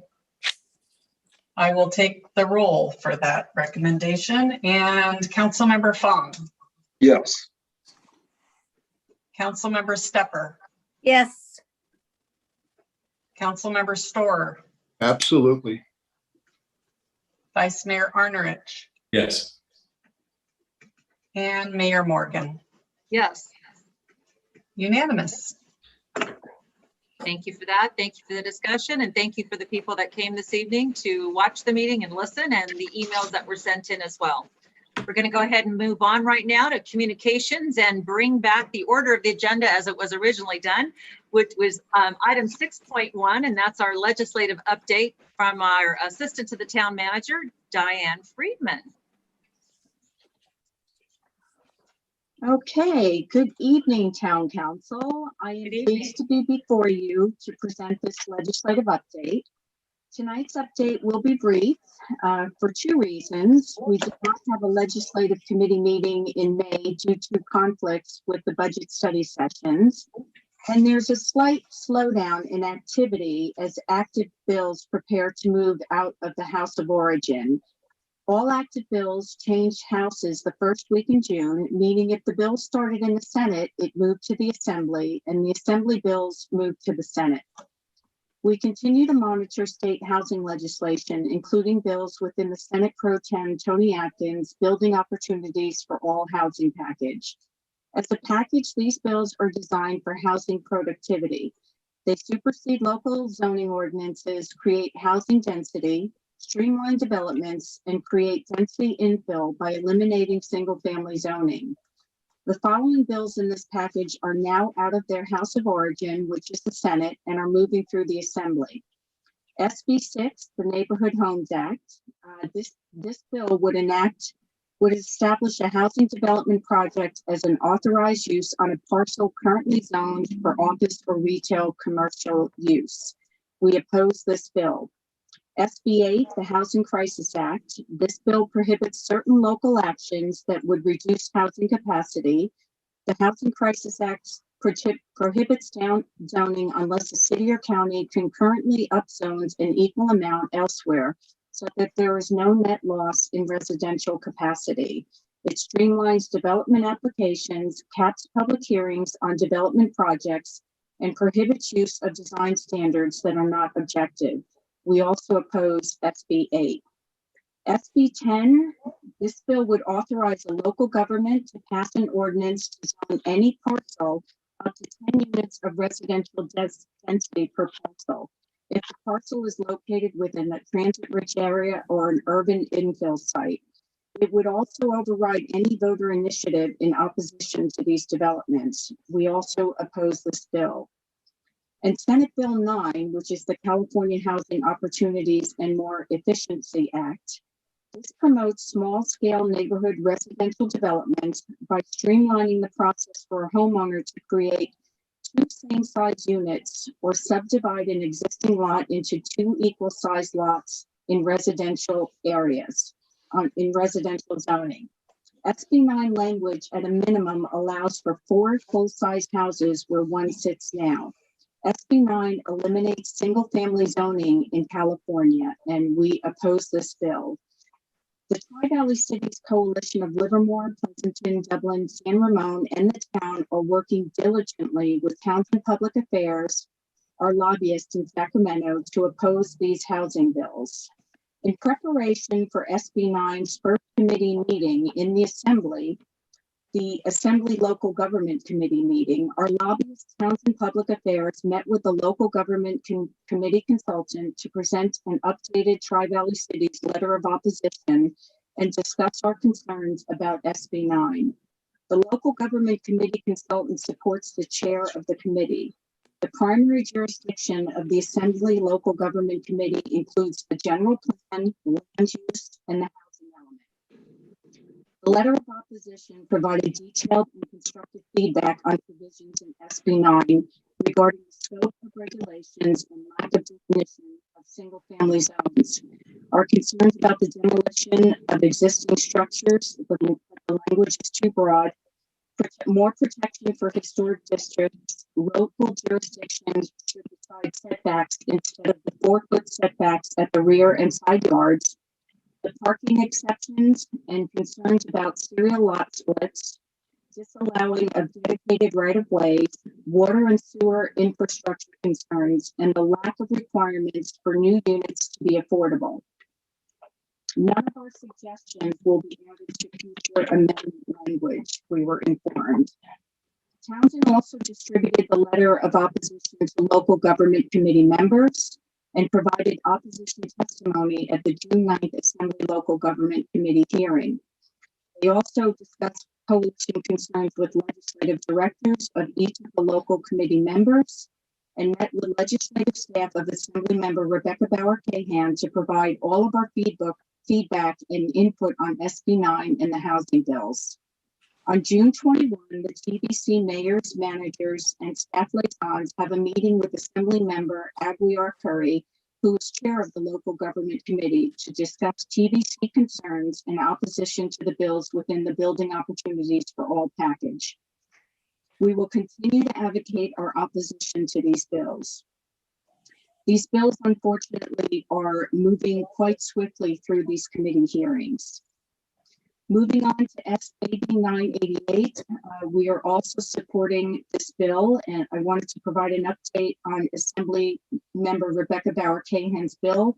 This is the bill that require the Office of Emergency Services to take actions to implement a hotline system designating a 988 crisis hotline center or centers to provide crisis intervention services and crisis care coordination to individuals experiencing a mental crisis. This bill was significantly amended and is now noted as an intent bill. And an intent bill basically is there is no language in the bill, just an intent. The bill did, however, move into the Senate. They are working on the language. There are ongoing discussions and negotiations about the actual bill language with telecoms and other stakeholders. And we will continue to follow this bill, weigh in when we have. On June 2nd, the Tri-Valley Cities Coalition submitted a budget comment letter on the May revised budget and budget priorities. The letter was submitted to Governor Newsom, the chair of the Senate Budget Committee, Senator Nancy Skinner, and the chair of the Assembly Budget Committee, Assembly Member Bill Ting. The focus in our comment letter was on housing and homelessness. We were supportive of the $1.75 billion from the federal ARPA funds for the Department of HCD to help support affordable housing projects. We also requested that the state provide more financing mechanisms for low-income and extremely low-income housing developments. We also requested for more flexible homelessness funding for local governments of all sizes to address their unique needs. As far as small business and local funding, we support more funding for small businesses, and we requested more funding for local governments. There are some large revenue losses and budget deficits, and additionally, as a result of the COVID-19 pandemic, there are jurisdictions that took on new programmatic expenses which are expected to be ongoing to jurisdictions. In regards to natural resources and emergency response, we support the wildfire and forest resilience expenditure plan and the climate resilience package due to our communities in Contra Costa County and Alameda County who are vulnerable to fire disaster, power shutoffs, and other emergencies and disaster. And finally, in the letter and under transportation and infrastructure, the TBC supports the $1 billion dedicated for statewide transit and rail projects and urge the legislature to consider appropriating the dollars into existing projects that the Valley Link Rail project would be eligible for. In regards to another item that is surfacing, Senator Glazer and Senator Portantino from Southern California have submitted a request to the audit committee to audit the housing and community development and the RENA allocation numbers. We are following this. We are preparing a comment letter from the TBC for Senator Glazer. The audit committee meets on June 30th. So Townsend is working on coalescing and getting the word out that we need support for this audit on this audit request on June 30th. Moving on to federal. Earmarks are still moving forward. Congressman Swalwell included the $20 million for the Valley Link project in the Invest in America Surface Transportation Reauthorization Act, and our townwide traffic signal modernization project and our Iron Horse Trail pedestrian safety improvement project are still moving forward as far as earmarks are concerned. So that's good news for us. Under the American Rescue Plan, we received confirmation of our ARPA funds of $10.6 million. The town is required to submit a request to the California Department of Finance by June 23rd to receive the first tranche of funding. In reviewing the interim final rule from the Treasury and the frequently asked questions, there are significant restrictions that are placed in the guidance on spending these funds. Staff is gathering as much information from outside resources, including the League of California Cities, the National League of Cities, and Townsend Public Affairs, as well as outside financial consultants to guide us in creating a needs assessment for these funds. The objective is to ensure we are doing our due diligence and maximizing the funds use within the federal guidelines. As of today, the U.S. Treasury has not listed a disbursement to the state of California. Once the Treasury posts that the payment has been dispersed, there is a 3-day business timeline for states to receive their payment. At that time, the 30-day clock starts, which means as of this report, we are projected to receive funds from the state of California in mid to late July. Our next legislative committee meeting is Tuesday, June 22nd at 9 a.m. And this concludes the legislative report. And with that, Mayor Morgan, I'll hand it back to you. Thank you, Diane. A little glitchy there, but you were still understood. We still were able to hear you. Are there any questions of Diane from council? Noel. Just want to say thank you. I miss being on the committee, but Karen and Renee, you guys are doing a great job. And Diane has just really jumped all over this. And, you know, getting our earmarks, you know, we now hear that our allocation as a non-entitlement city has went up. So, you know, it's a nice problem to have, but really appreciate all the work that's been done. Given how complex government is right now, trying to go after these funds, trying to run the town, trying to figure out how to reopen. I just like, thank you for keeping some sanity here, Diane, and you always do it so cheerfully and with such great depth of knowledge. So thank you on behalf of everybody. Thank you.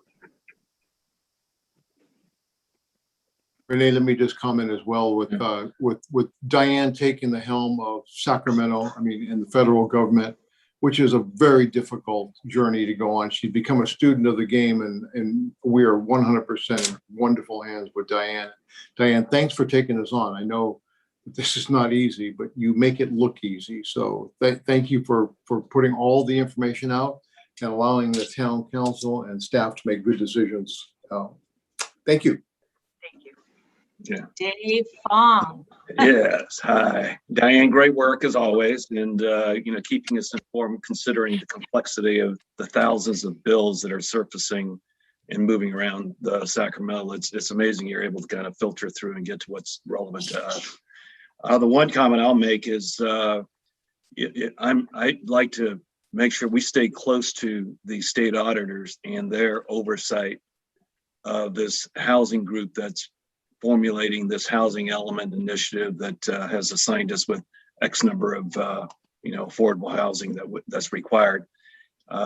For anyone that may or may not know, I think the state auditor had identified back in November that there was approximately $2.3 billion of mismanaged funds, and there was some question as to whether this group that was managing this housing element initiative really had their act together. So I think this is that furthering of that audit, and we're going to be very anxious to see how it kind of plays itself out. And I think that's also a door open for us to hopefully get some kind of compromise or some support for who we are, what we are, and most importantly, what we can do versus what we must do. Karen? So Renee and I are very grateful to be serving on this committee with Diane because she is doing such a wonderful job. And of course, she's sharing that information with other staff and drawing on them with great expertise. But I especially want to say my appreciation because we go to the farmers market as council members every week. There's somebody there for a couple of hours from 9 to 11. We have those papers to hand out about the housing units, the 2,500, I'm rounding, that they want to put into Danville and for which we have special areas on the website. There's a second paper that came out again with more information. I haven't tried to hand that to anyone that hasn't taken it. So well done on those information getting out. And if you haven't gotten it, go down to for anyone listening, go down to the farmers market, buy fruit and vegetables and get this paper from the council members that are there. Thank you. Thank you. So just to wrap that up, I wanted to make sure that we also went out to the public just in case there's anybody that wanted to speak on that. But I wanted to mention that, legislation is a major issue and that's something that the town council has always been very fast to advocate on and to talk to the other cities, including Contra Costa County and the Tri-Valley mayors. So thank you, Diane, for keeping us abreast on that. And it's also great to have our staff be able to speak as well on the housing element and all the other legislation that's coming down to let the other cities know we've been in the forefront for that. So thanks to you and staff for doing that. It's important for a lot of times people think that they just all of a sudden see these bills and they disappeared. We've been researching and you have as well these things for a long time. So the town council is very aware of this and we do send letters in on a regular basis, if not almost daily now, on a lot of these, the AB and the SB bills that are coming down the pike. So thank you, Diane, for your expertise as well as your expedience in getting the job done. So we really, truly appreciate you. Thank you. Marie, are there any questions? I wanted to go ahead and open it up to the public just in case, since we had people here this evening that were watching. Are there any questions from the public?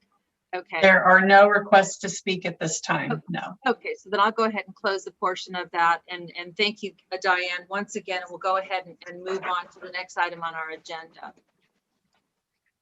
So the next item on our agenda is item number 7.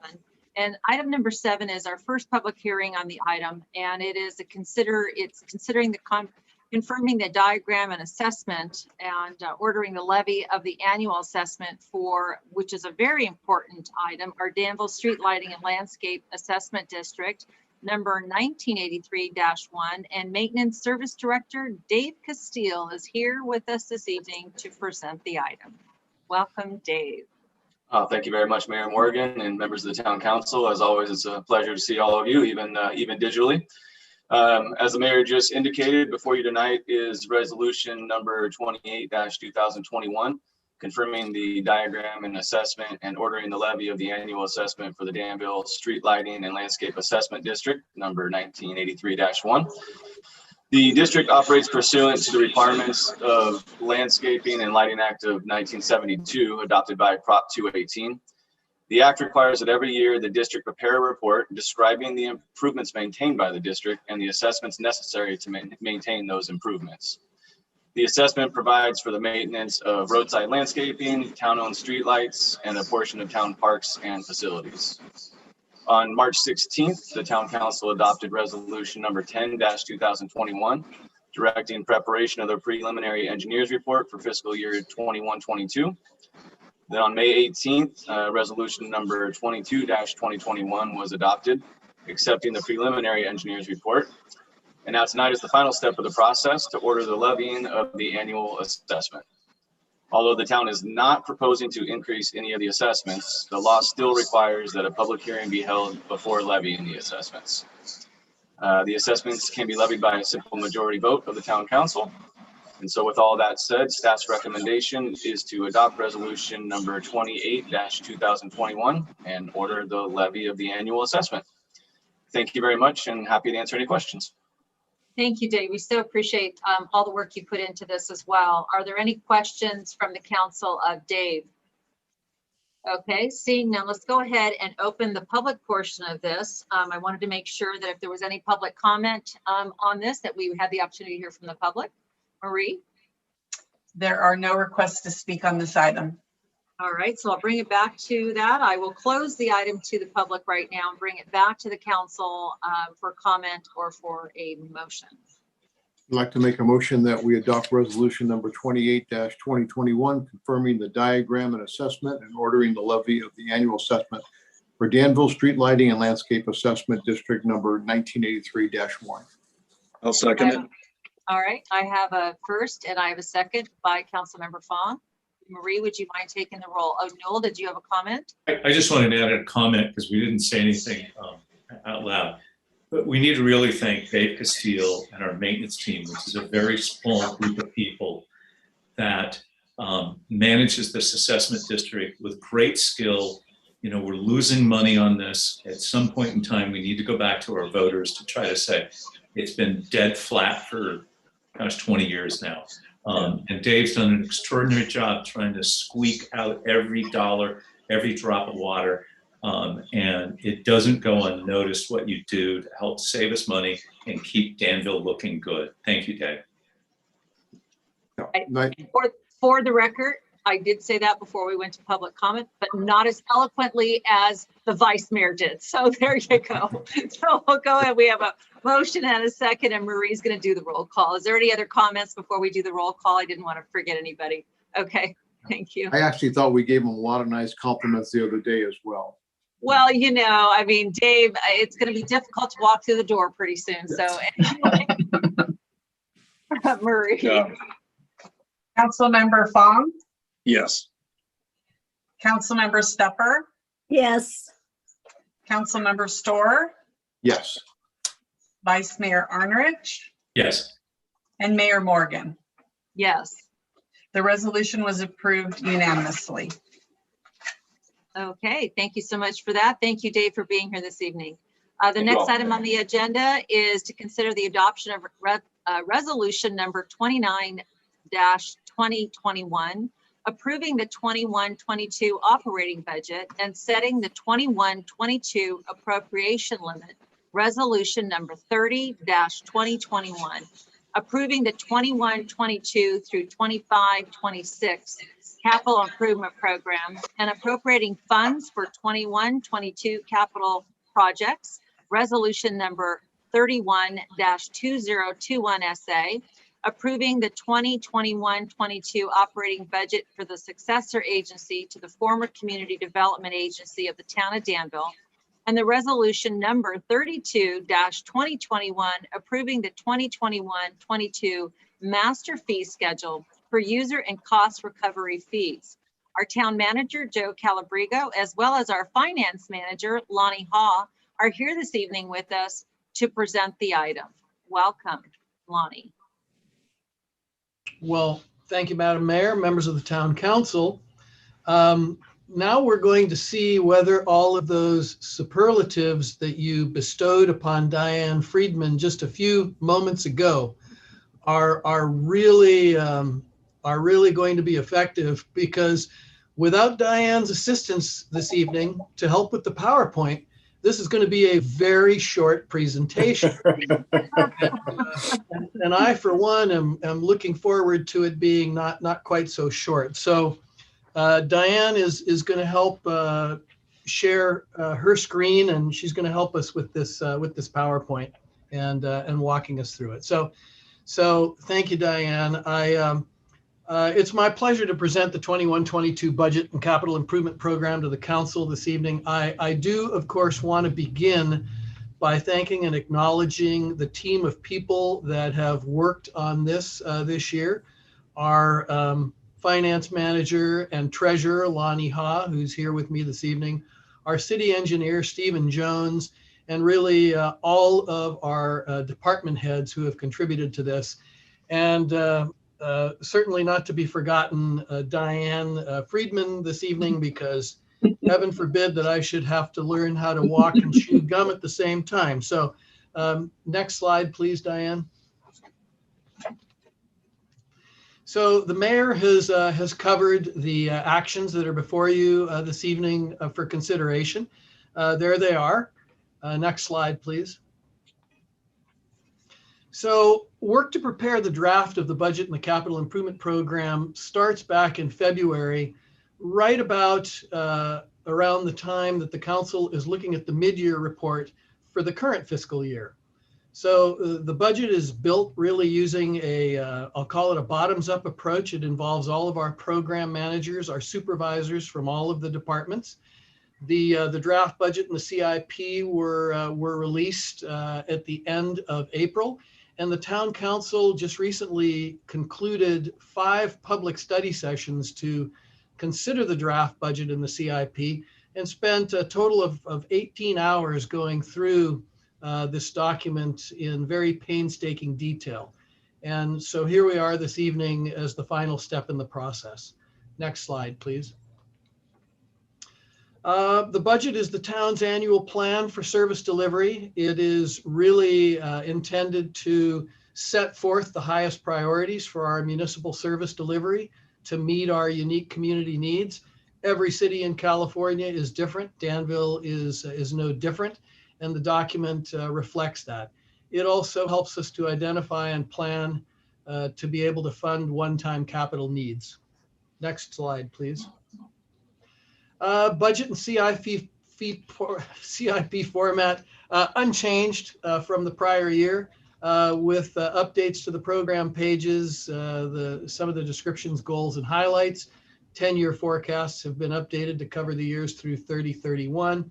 The master fee schedule largely unchanged this year, and I will touch upon that in just a moment. Next slide, please. So for Danville, it really all starts with the vision. The vision is captured by this simple phrase: a small town atmosphere, outstanding quality of life. Everything that our town government does supports this vision. Next slide. So how do we do this? Well, we translate that vision into a mission statement, which is to deliver superior municipal services that make people's lives better. And here are all of the ways that we aspire to do that. And it starts with keeping our residents and businesses and property safe, and works its entire way through this list, all the way down to making sure that we effectively engage and communicate with our residents and businesses. This year, highlighted in green, the council had quite a bit of discussion about amending the mission statement to make sure that we included a statement that said that we want to celebrate diversity, dignity, and equality for all members of our community. And so the mission statement was updated to include that. Next slide, please. So as a low revenue city that incorporated after Proposition 13 in 1978, how do we take the vision and the mission and translate these into sustainable service delivery?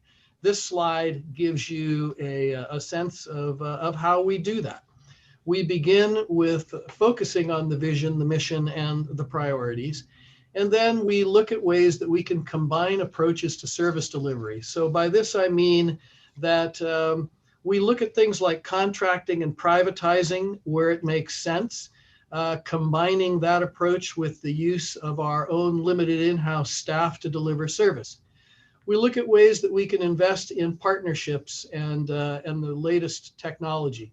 Partnerships with our local nonprofits, with joint powers authorities, with other government agencies, to make sure that if we're not the ones that are providing the services directly, those services are nevertheless being provided. We don't believe in borrowing money, and we like to maintain healthy reserves. As a part of that, we have no unfunded liabilities as the town of Danville, which is something that not a lot of other agencies can say. And finally, we like to estimate conservatively. I've used the term before, I'll use it again, the whole concept of bifocal visioning, where we keep one eye on the present and always have one eye on the future. Next slide, please. So as with last year, we can't ignore the impact that the pandemic has had on the global economy, the US economy, and Danville's been no different. Last year, with the onset of the pandemic, we were immediately impacted, as were many other cities that are the size of Danville. And as a result, our 19-20 budget had to be adjusted in the last quarter of the year to reduce our revenues and our expenses by $2.2 million. Diane, next slide, please. So then moving forward into the 2021 budget process, the council, after considering a range of alternatives, adopted a budget that projected a net $5 million revenue loss, which meant that it was necessary to reduce expenditures and transfers to offset that loss. And I would highlight the fact that we were able to do that without the use of any town reserves. So last year at this time, we were forecasting an economic recovery period that was going to run somewhere between 2 and 4 years. And when we got to our mid-year 2021 budget review this year, it showed that our revenues and expenditures were actually tracking better than the forecast. Next slide. So here we are, it's 21-22. The budget that's before you this evening is a balanced budget. There continue to be some service levels that are impacted by COVID-19, but recovery, as you'll see with the numbers that I'm going to show you, is well underway. Our operating reserve of $12.31 million remains intact. It represents 37% of our operating budget, almost twice the 20% reserve policy that the council has adopted. As I say, no unfunded pension or OPEB liabilities. Our overall fiscal condition continues to be very positive. And I would add that the ARPA funds that Diane spoke to a little bit earlier, none of that funding is included in the 21-22 budget at this point until we get a better sense of how those dollars can be spent. And we'll be coming back to you with that as a separate process. Next slide, please. With respect to the capital improvement program, recommending funding 35 capital projects, a total of appropriations of $9.4 million. The major projects for the year are the town office, completing the town office relocation, the Diablo Road Trail, and our pavement management program. Based on our forecasts, we believe that we're going to have adequate general purpose fund balance to be able to fund currently planned projects for the next 5 years, but with the caveat that general fund transfers into the CIP are forecast to sunset by 28-29. Next slide. So here is our high-level revenue forecast for the upcoming fiscal year. What we're doing with these next series of slides that you're going to see is because of the unusual circumstances that we've dealt with owing to the pandemic, we are presenting the 21-22 numbers alongside the 19-20 pre-COVID numbers and the 2021 numbers that were very much impacted by COVID, just to illustrate the impact of the pandemic and where we're headed in terms of our recovery. So what you see here is the breakdown of our revenues between general fund and special revenue for all 3 years. The CDA SA refers to the successor agency to our former community development agency. It exists essentially as a pass-through entity to pay off remaining debts of the former agency. You can see that in 2021, overall revenues were forecast to decline by 11%. The good news is, as we look forward to 21-22, our forecast sees recovery taking us back to being close to where we were in 19-20. So that 2 to 4 year recovery is looking more like a 2-year recovery. Next slide, please, Diane. This slide just shows you overall the percentage of the town's revenues that typically come via the general fund as opposed to special revenue. And you can see that in 21-22, the numbers are very, very close to what they've been over the last 15 years. Next slide. So when we look to the general fund, here are some of the town's major revenue sources. Again, you can see there the major impact in 2021 when we were dealing with an 11.5% decline in the revenue forecast. But as we look to the 21-22 column, again, the recovery is getting us back to a lot closer to where we were in 19-20, within about 3% of the pre-COVID numbers. The property tax numbers you can see continue to be very robust in the 21-22 column, and sales tax we see some pretty strong recovery there. This is really bolstered by the county pool and the shift of a lot of our commerce to online sales. Recreation fees, I would point out, are where we have seen the biggest impact. Those numbers don't look very good in 2021. And in fact, the actual numbers are going to be considerably lower because we've been shut down and unable to offer services for much of the year. So again, bottom line, down 11.5% in the current fiscal year, but with a nice healthy recovery looking forward to 21-22. Next slide, please. This is just the pie chart graphic that is included in the budget summary. The previous slide showed our top 4, I think, revenue sources. This shows them all graphically, but the total amount of 26.2 million is still the same. Next slide, please. So we move from general purpose to special purpose, what some agencies refer to as restricted purpose. These are our major restricted revenues. Again, if you look at the column on the left-hand side and the source of the revenues, they represent a combination of assessments, fees, and taxes. Again, you see there the significant decline that was forecast for the 2021 fiscal year. And as we look at these numbers, you can see that with the lighting and landscape district and clean water, those revenues continue to be very flat because those assessments are fixed rates and we haven't experienced much growth.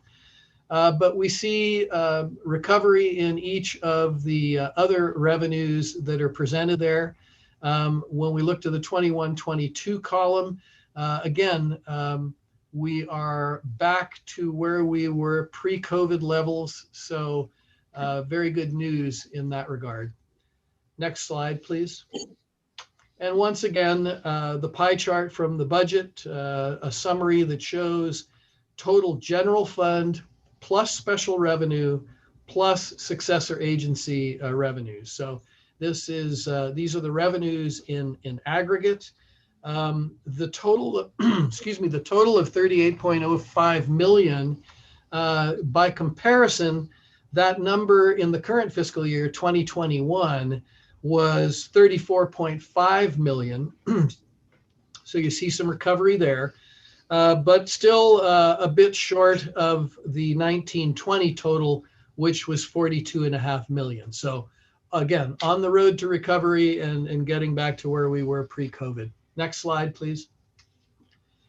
So we shift the focus now on to the expenditure side of the equation. This slide shows you, in summary, the operating revenues for the town, for the successor agency to the former community development agency, and then adds in the fund transfers from the general fund for other purposes. So, the first line, which is the town line, that is what we refer to as the operating budget that the town council spent a lot of time going through this year. And you can see that in 21-22, the almost 33.25 million recommended for operating expenditures.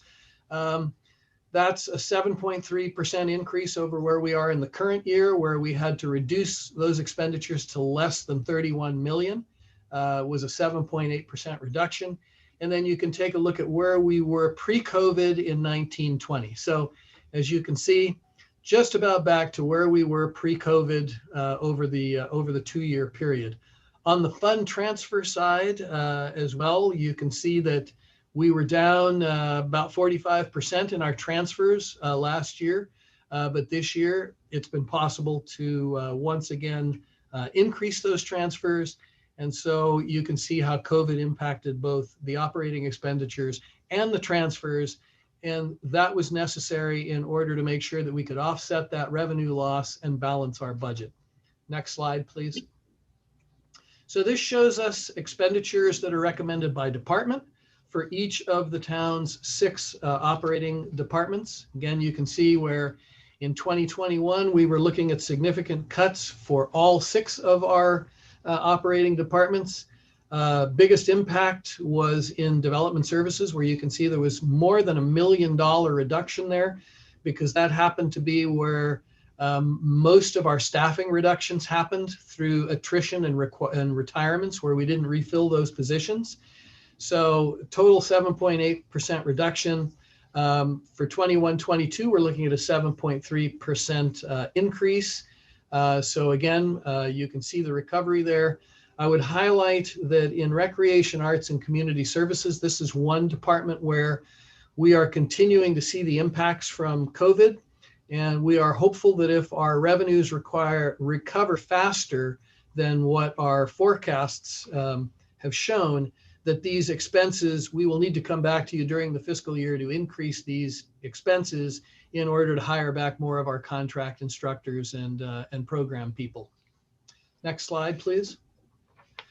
There's the pie graph, the pie chart from the budget that shows the combined expenditures for the town and the successor agency. Next slide. And then here are the same expenditures that are presented. The 2 slides ago, they were broken down by department. Here on a budget-wide basis, we're showing them to you in a different way, which is based upon the categories that are presented for each program within the budget. So all of our expenditures break down into 7 major categories. You can see that we spend most on contract services, followed by our employee expenses, followed by program activities, materials and supplies, equipment, temporary salaries, and then administration. But bottom line numbers are the same, and the year-over-year increase, 7.3%, is the same. Next slide, please. The recommended fund transfers from the general fund. Again, this is I think a good indication of our overall fiscal health. The transfers that are shown are to our lighting and landscape district, to our capital improvement program, to our pavement management program, and to asset replacement. Pavement management is an area where you can see that relative to prior years, not a lot of general fund money going to the pavement management program.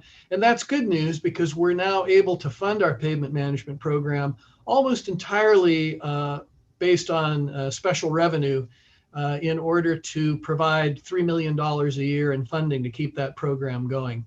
You also see that in 2021-22, there's a greater emphasis on park facilities because that's where we see the greater needs being as we look forward to some of the projects in this and future years.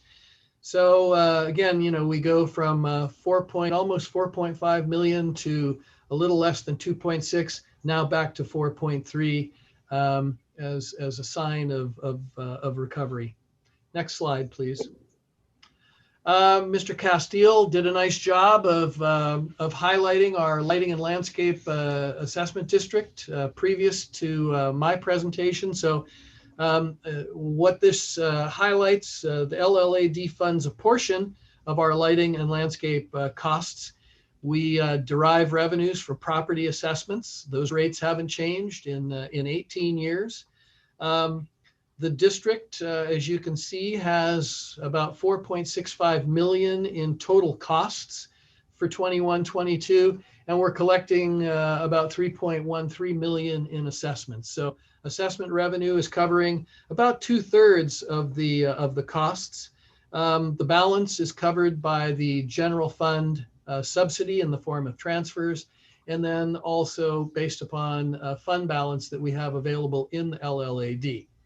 But as we discussed when council was reviewing the 10-year forecasts, we do anticipate that it'll be necessary to pass a rate increase within the next 2 to 3 fiscal years. Next slide, please. So this slide shows you the authorized versus actual staffing for our regular, contract, and temporary staff. The actual staff that you can see in each of the 3 fiscal years is running at less than what's been authorized. You see again the big impact in 2021 where we had to affect about a 16% reduction in our staffing to be able to balance the budget. So we move forward to 21-22, and we are recommending that you reduce the number of positions in the budget from 161.25 to 158 authorized positions. We will be hiring back some of our staff. That's reflected in the actual column, but we're still going to continue to run about 11 positions light as we transition back to full operating mode, probably in 22-23. Next slide, please. Prop 111, the appropriation limit. This is part and parcel of one of the resolutions that you'll be adopting this evening. We have an appropriation limit that is set, which limits the amount of general fund revenue that can be appropriated in any fiscal year. You can see our 21-22 limit is more than 46 million. The 21-22 revenues that are subject to that limit is actually half of that. So Danville continues to be well below the appropriation limit. Next slide. So the 10-year forecast, again, as part of that bifocal visioning, this is looking out from 21-22 all the way to 2030-31. When you look at that 10-year forecast, we project that our revenues are going to increase from 35.7 million to just under 41.9 million. Expenditures are projected to increase from 33.25 to about 41.9 million. Transfers look to average about $2.5 million a year. On the forecast side, sales tax, we're still looking at what we think is about a 3-year recovery from the pandemic.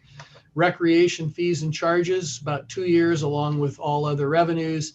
And as I mentioned previously, the LLAD increase required by 24-25. But the bottom line is that we continue to hold to a very sustainable longer-term forecast. Next slide, please. As I mentioned earlier, master fee schedule, we annually reset the master fee schedule and adopt it each and every year.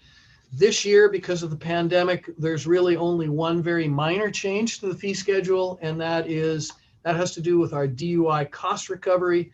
Because the hourly cost of our police personnel will increase, that fee will increase to reflect that.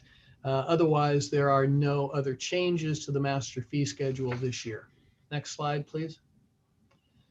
So shifting over to the capital improvement program, the sometimes referred to as our capital budget, the CIP is a 5-year plan, but each year the council appropriates funding for the first year only. And in this case, it would be the 21-22 fiscal year.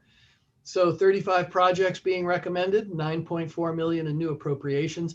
Council, after the extensive discussion that occurred at the study sessions, I think we had 2 full study sessions devoted to the CIP. Council made a number of changes to increase and add funding for various projects. So there they are, the downtown master plan that we referred to previously this evening. There was $100,000 that was added for that. There was funds added for some I-680 interchange landscape improvements, funding that will go toward eventually the construction of a restroom at Danville South Park, a permanent restroom.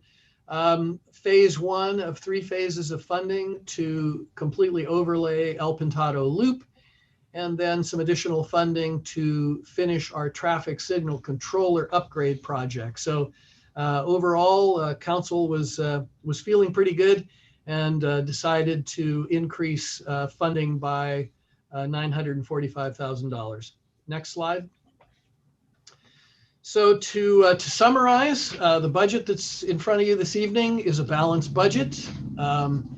While our service levels continue to see some impact from COVID, all signs show that recovery is well underway. We continue to maintain our healthy operating reserve. We continue to operate without any unfunded pension or other post-employment benefit liabilities. The recommendation is to fund 35 capital projects for a total of $9.41 million, and to do so without any debt. And I'm pleased to say that based upon our 10-year forecast, the town is continuing on a fiscally sustainable course. Next slide. So the recommendation that is before you this evening is to move the resolutions that have been presented as part of the staff report. We would recommend that the council take action on resolution 29, which approves the operating budget and the appropriation limit. Resolution 31, which approves the 21-22 operating budget for the successor agency, and resolution 32, which approves the 21-22 master fee schedule. Resolution 30-2021, which involves approving the 5-year capital improvement program and appropriating those funds, will require 2 separate motions. So after you take action on the first 3, your city attorney will help you through that. So that concludes our presentation, and we stand prepared to answer any council questions. Great, thank you so much. We're going to go ahead and go back to full screen if you don't mind. Perfect, thank you so much. And we've got Karen, who's on mute, has a question. Sorry, you don't want to hear my dogs, so thank you. We want to, I just wanted to note, so we actually in the CIP, which doesn't show up in that report, transferred the skate and scooter park design funds forward a year to the year 23, but they're not in this particular year's transfers, correct? Correct. Okay, sorry that was a short, long answer, but since we now have a board shop, we have a lot of people, a skateboard and scooter shop, we have a lot of people interested in what's going on with those funds. And COVID has set it back, and it's a fact that we have all these other projects that are very critical. So you didn't make a comment on how much was actually being used for the new facility for the town? Right, Joe? For the town office relocation? Yeah. Well, the remaining portion of that will be funded in 21-22 is about 3.75 million. The total cost of that project is just under $25 million. So for anybody that doesn't realize that we're doing this whole move of the offices, something that's been needed for many years, just know that that's now been funded and will take place. We're pretty excited about that. And I just wanted to make one comment. We have like the least amount of revenue in the Tri-Valley cities, the least amount of staff in all of those cities and Contra Costa. We have, and yet we balance the budget every year. And I can't say enough to Lonnie, who's on screen now, Lonnie Ha, our fiscal officer, and Joe Calabrigo, who has a magic finger and somehow does a 10-year forecast that's in balance each year, which is pretty amazing compared to the other cities around us. So just great compliments to those people who have put this together over a year, that just like our businesses tonight, you have seen everything you try to do undone and done again as the COVID numbers have hit, and you've just done a superior job of doing that for all of us. So thank you. Any other questions, Newell? Well, I was just going to say, our protocol is, by the way, questions first before we hear from the public. We should leave our comments afterwards, so we're not, we're listening to what we hear. So I'll wait till afterwards. Okay, so Robert, did you have any questions? No, I'm waiting till after comments. Okay, and I Dave, have comments. Dave, you're still on mute, but I wanted to make sure that I asked you before we went ahead and went on to the public. Okay, great. All right, so let's go ahead and move on if you don't mind. I'd like to go ahead and open this up to the public. If there's any comments from the public, Marie, anybody wishing to speak? There are no requests to speak on this item. Okay, so let's go ahead and bring it back. Then we'll close the public portion of this on the agenda and bring it back to the council for more comments. Newell. I just want to compliment staff and everybody for pulling together over the past really 18 months. We've done multiple budgets in 18 months. But as Karen said in her question comment there, Danville's unique. We're one of the most cost-effective cities around, bar none, in this area on a per capita basis with very high levels of services, no unfunded liabilities. When you look just two cities close by to us, between the two of them, they have $750 million unfunded liability and pensions and a long list of other things. But I heard a senior staff member say something, and it's absolutely true. He says, and it was a comment to Joe, our city manager. He says, you know what? You make it too easy for the council. And Joe said, what do you mean by that? He says, well, you always solve the problems. Well, guess what? We hired Joe Calabrigo because he can do that. He was somebody who, when he was first hired, said, I'm not really good at numbers. Well, guess what? He's an expert at numbers, always has been. And he's the one that pulled Danville out of a horrible financial mess and is absolutely due 100% of the credit to get there. And he's pulled together a great team to help support that effort in delivering high quality services at really the most economical way, and always looking out that 10-year forecast. And we have some work ahead of us with our lighting and landscape in a few years, but we've identified it. It's going to take the work of our community, our business community, and everybody to make that happen. But this is a fantastic budget given where we're at. We have an opportunity to fix some other holes, hopefully with the relief money as we figure out what we'll qualify for. But to Joe Calabrigo, you are the best, and you are the best person to work our numbers for us, and you do make it easy for us. And I would suggest that Dave Fong make all of these resolutions, because this is his first budget, and he knows more now in the past 6 months than he ever thought he would know about public finance. Agreed. Okay, let's go ahead and go to Robert. Great, thank you. Where we started 14 months ago, and on a Monday or over the weekend, we had to close literally our economy. And then Joe came to us on a Tuesday and said, we got to prepare for a $3, a $5, or $7 million budget. Well, I can understand from where I'm sitting, it sounded like Joe had a little bit more excitement in his voice than he has in previous budget, because this one has been a difficult one. I never dreamed we would get to this budget today from where we started. But you know, our thinking is pretty simple. I mean, we have a very conservative approach to money. We don't spend more than we make. We save money for a rainy day. We invest in ourselves. We save money for projects and programs. You know, we have a 37% of our operating budget is our reserves of $12 million. That's amazing. You know, I know this is not part of our budget, but you know, we live on 18 square miles, and 41% of that is our open space, which is a tremendous asset to us. And and once again, you know, as Joe mentioned, we just don't leverage our assets. And Joe made a big statement. You know, we don't take on much debt. We have no unfunded liabilities. And it's really important to note that of the 482 cities in all of California, there's probably 6.5 cities that can say that. That's pretty special. We spend $3 million a year on our roadways. When times are bad, we don't get rid of our street sweepers. We sort of handle this budget like we probably handle our personal life, fiscally conservative. And Joe, you should be very, very proud of this budget, especially because it was such a difficult budget to start with. And you know, we were already in the hole when we started, March 2020. So once again, Lonnie, thank you.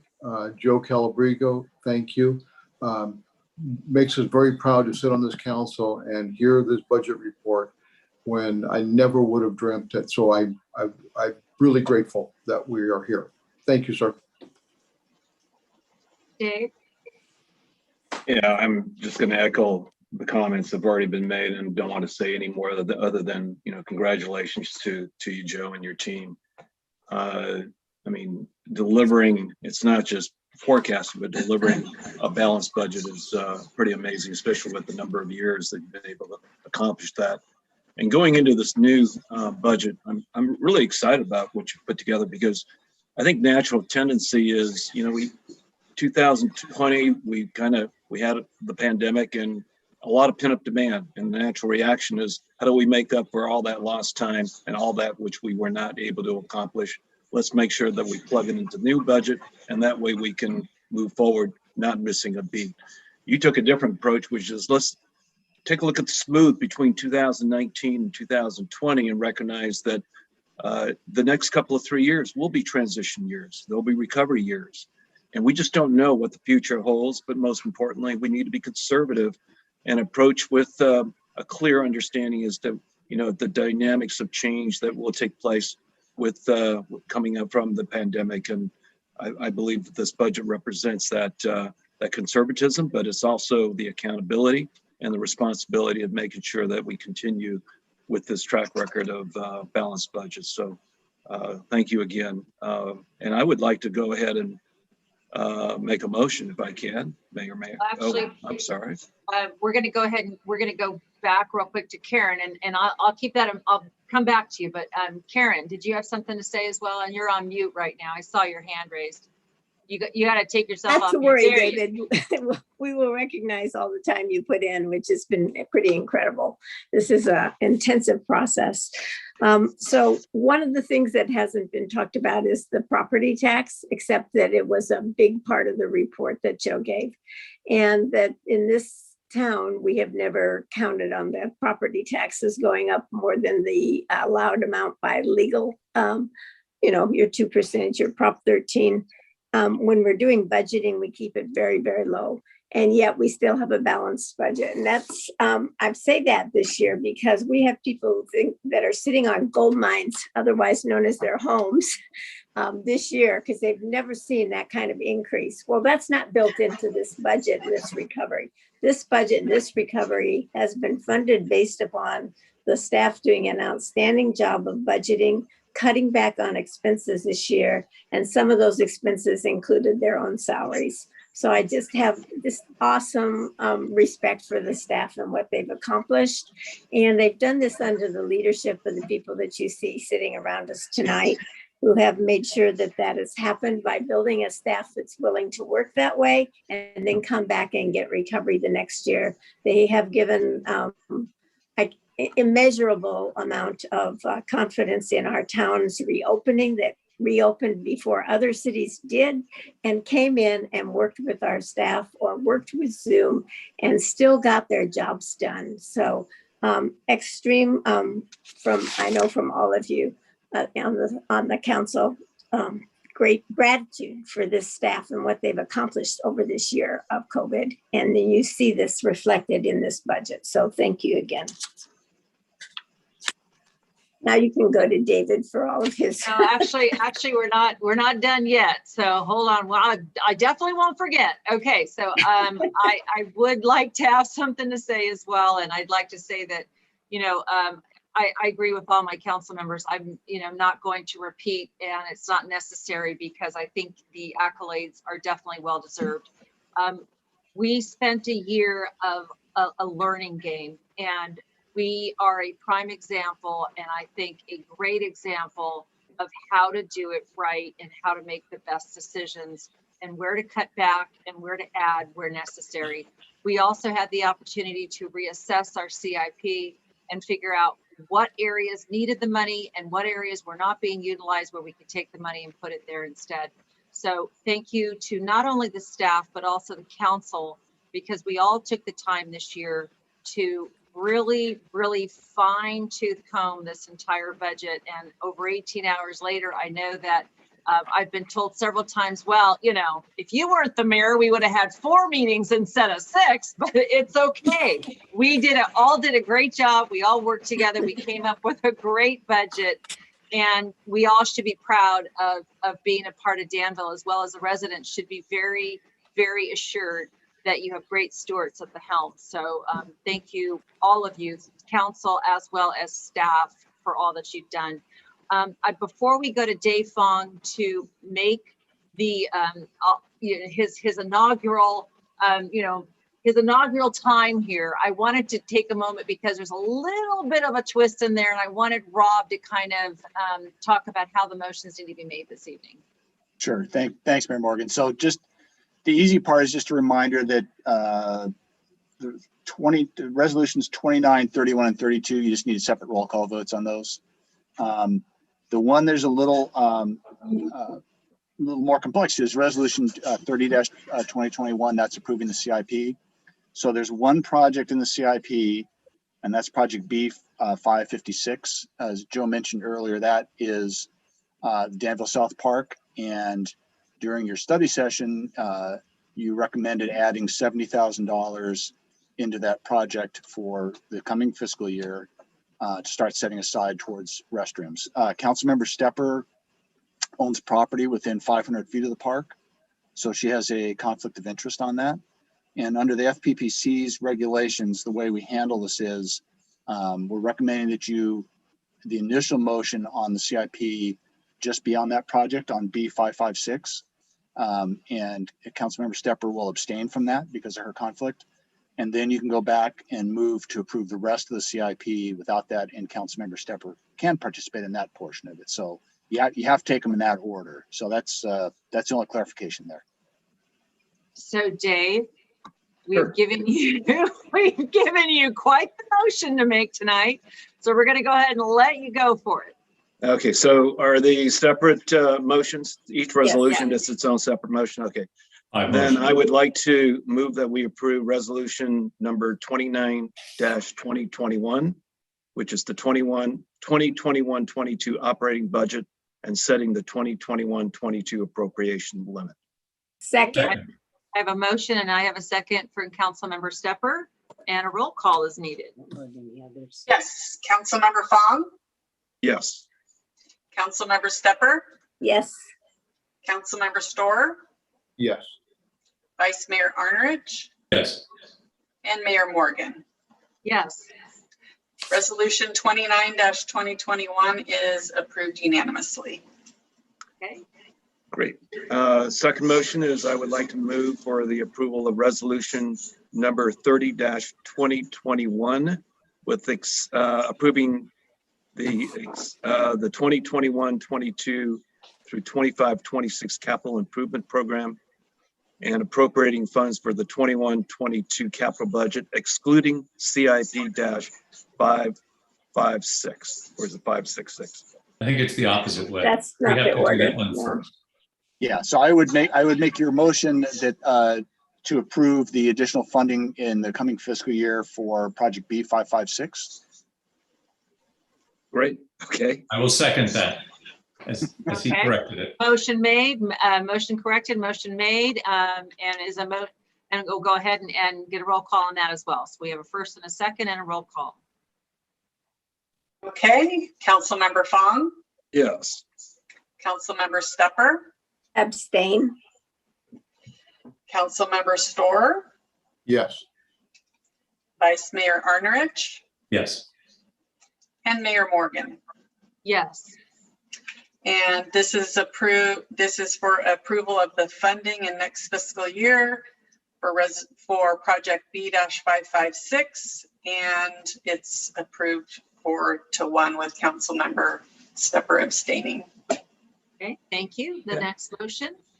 The next resolution, I would like to move for the approval of resolution number 30-2021, approving the 21-22 through 25-26 CIP and appropriating funds for the 2021-22 capital projects.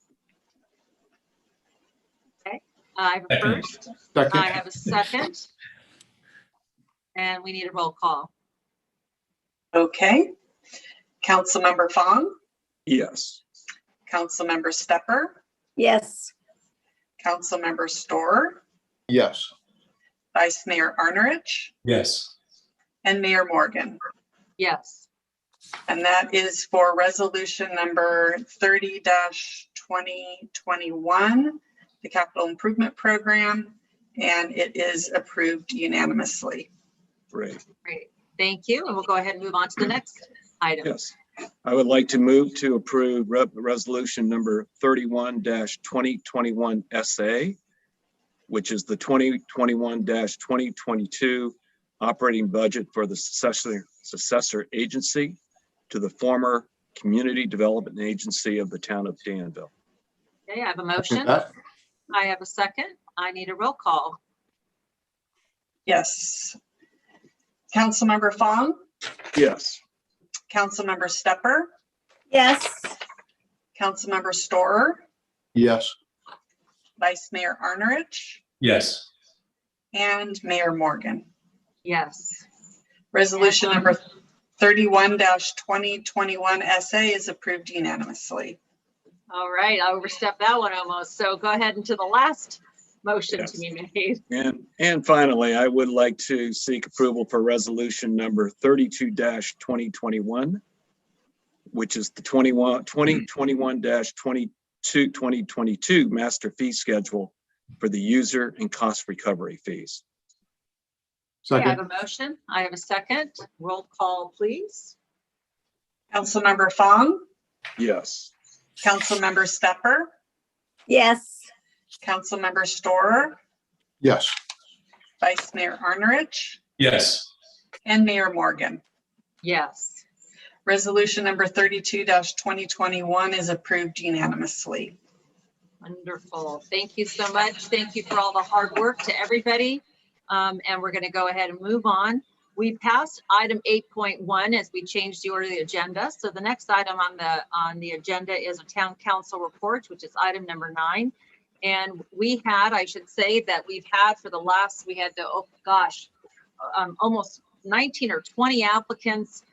We spent 2 days interviewing people. It's been a great outpour of great talented people, really difficult decisions for all of us to make.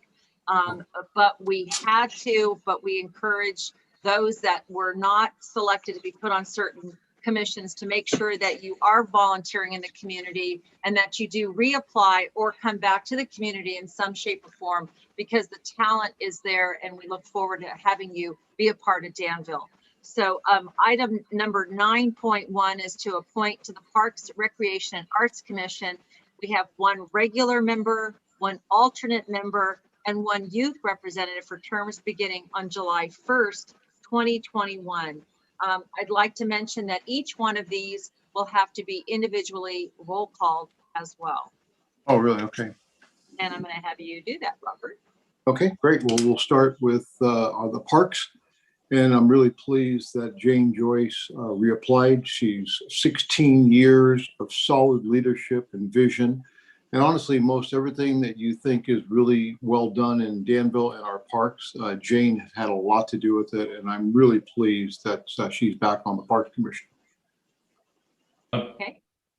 Renee, I thought we could do for 9.1, we can appoint one resolution, all three of those people. All right, we can, All right, why don't let we me- go ahead and, that would make it a lot We easier. have to do each one of these individually, but yes. Yeah, let's go ahead and do them all for each one, and then we'll just do a roll call at the very end. That's great. Thank you. Fair enough. So our next individual is a Parks Commissioner. That'll be an alternate. His name is Charles Neary. Charlie had a really good sense of our park system with an extraordinary, thoughtful idea and vision for the future of Danville. I think he's going to be a tremendous addition to our Parks Commission. So we were all really pleased with his performance and his interview. And then my third one is the Youth Commissioner. And this was a very difficult one because we had sisters involved in this one, and they were both equally amazing. But we went with the older sister, that is Sabrina Brandes, for our Parks Youth Commission. Excellent ideas, excellent speaking ability, and really two absolutely incredible young women that applied, both with solid backgrounds. And we're so pleased to have Sabrina on our Parks Commission. I think she's going to be a tremendous addition. I'll second that motion. Great. So what I wanted to mention is, even though we're doing it in one motion, if there is a particular person that you, since we all made the decision together, that you'd like to pull out of there, let us know. We're going to go ahead and take a roll call for all three. So Marie? Okay, this is for the Parks, Recreation, and Arts Commission. Jane Joyce for a 4-year term beginning July 1st, 2021. Charles Neary for a 4-year term beginning July 1, 2021. And Sabrina Brandes, Youth Representative for a 2-year term beginning July 1, 2021. Councilmember Fong? Yes. Councilmember Stepper? Yes. Councilmember Storer? Yes. Vice Mayor Arnerich? Yes. And Mayor Morgan? Yes. Approved unanimously. Wonderful. Let's go on to item 9.2, which is to appoint one regular member on the Arts Advisory Board for a 4-year term beginning on July 1, 2021, and also one youth member of the Arts Advisory Board for a 4-year term beginning on July. I thought it was a 2-year term. Aren't we on 2-year terms here? Okay, so yes. Okay, so it's a 2-year term for the youth representative and 4-year for the adult representative. And Councilmember Fong, would you mind announcing those?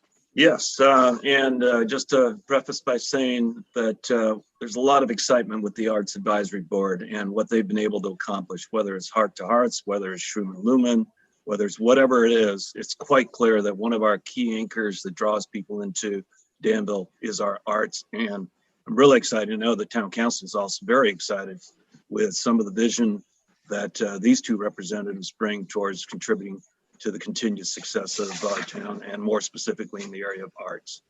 I'd like to move that the town council approve the reappointment of Haley Johnson to serve a 4-year term as a member to the Arts Advisory Board.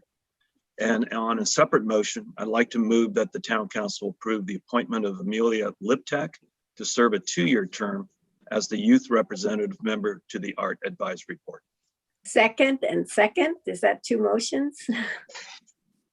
We're doing them as one motion Okay, right now then for just each 1 category. second would be fine. Yeah, so one second. So yeah, so we'll go ahead. We have a first and a second. And like I said, if there's somebody that you'd like to not vote for, if we're going to go ahead and do it that way, since we went right ahead or made our decision, we could pull them off then. Marie? Yes. Okay, the motion for Haley Johnson, 1 regular member for a 4-year term, and Amelia Liptak, 1 youth member for a 2-year term. Councilmember Fong? Yes. Councilmember Stepper? Yes. Councilmember Storer? Yes. Vice Mayor Arnerich? Yes. and Mayor Morgan. Yes. Approved unanimously. Okay, item 9.3. We'd like to appoint to the Senior Advisory Commission 2 regular members for 4-year terms beginning on July 1, 2021. Vice Mayor Arnrich. Thank you, Mayor Morgan. I'm delighted to make these announcements after interviewing an absolutely great group of people who are all very qualified. But as you know, we only have 2 positions available. It's our newest commission. This is its 3rd year of existence. And it's one of its great leaders has been Sandra Moody. And our recommendation is to renominate her, and to a new senior commissioner who has an unbelievable amount of work in organizing volunteers, working in Discovery Counseling Center, being part of Leadership San Ramon Valley, John Muir's coordinator for volunteers, but deeply immersed in our community, and that is Roxanne Foster. Great, thank you. So I have a motion. Do I have a second? Second. Okay, I have a second from Councilmember Fong, and we need a roll call. Okay, this is for Sandra Moody and Roxanne Foster to the Senior Advisory Commission for a 4-year term. Councilmember Fong. Yes. Councilmember Stepper. Yes. Councilmember Storr. Yes. Vice Mayor Arnrich. Yes. And Mayor Morgan. Yes. Approved unanimously. Great. Next, we'll be moving on to the Poet Laureate for the 2-year term beginning on July 1, 2021. And Councilmember Stepper, would you like to do the honors? Thank you. I'm really pleased to nominate and make a motion to approve Elaine. Sorry, Beth, she is our continuing Poet Laureate. And if you haven't seen her poetry, she continually surprises us with poems about Danville. And with the COVID just ending, if you haven't seen the resilience of Danville, you got to find it on our site and see how great it is. So we're glad for her to continue to be our Poet Laureate. She's a great writer. She writes poetry books. She's publishing a new book, and she has great ability to bring it in to not only the public, but to the business community. So thank you, Elaine, for coming back. Yes, Karen, I have a motion from Karen Stepper. Who do I have a second? I have a second from Councilmember Storr and a roll call. Okay, to reappoint Elaine Betts. Councilmember Fong. Yes. Councilmember Stepper. Yes. Councilmember Storr. Yes. Vice Mayor Arnrich. Yes. And Mayor Morgan. Yes. Approved unanimously. Thank you for that. We'll go ahead and move on to item 9.5. 9.5 is a Danville representative to the Contra Costa Transportation Authority Citizens Advisory Committee for a 4-year term, which begins also on July 1st, 2021. And do I have Karen Stepper will be announcing this one? All right, we had a number of people apply, and we appreciate very much hearing from Michael Carr, whom we'd like to make the appointment to move his approval for the CCTA Advisory Committee. He follows the footsteps of one of our very successful committee members. Michael Carr has brought a great career in transportation to this job, and he's been a consultant in the oil industry and in the carbon neutral industry. So with great ideas. So we're looking forward to working with him. Okay, so I have a motion, and I have a second. Second. A motion and a second, and a roll call. Okay, to appoint Michael Carr to the Contra Costa Transportation Authority Citizens Advisory Committee. Councilmember Fong. Yes. Councilmember Stepper. Yes. Councilmember Storr. Yes. Vice Mayor Arnrich. Yes. And Mayor Morgan. Yes. Approved unanimously. All right, thank you. Item 9.6 is for a Danville representative to the to the County Connection for a 2-year term beginning on July 1st, 2021. And we will have Councilmember Storr. Thank you. Yeah, it's my pleasure to introduce Richard Campagna to the town of Danville and to our new County Connection Commission. A great background on seniors with disabilities, understood the paratransit and silver ride challenges, and I believe is going to be a really good fit to guide County Connection into the future of transportation. Okay, thank you. I have a motion. Do I have a second? Second.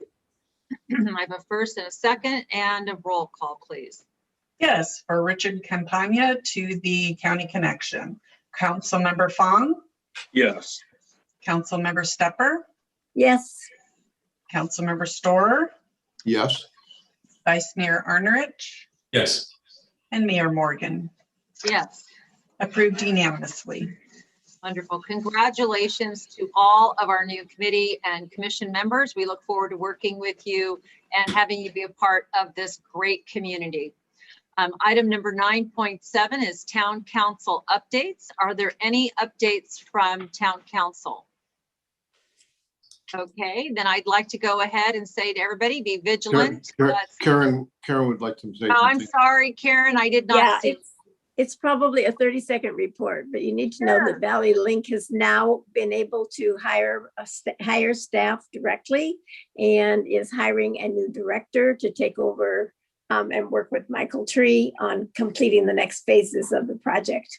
So Great, thank you. Thank you so much for that. All right, so be vigilant. It is supposed to get really hot this week. Make sure that you get lots of fluids. Also, I wanted to say Happy Father's Day to all of you guys on this Zoom call today.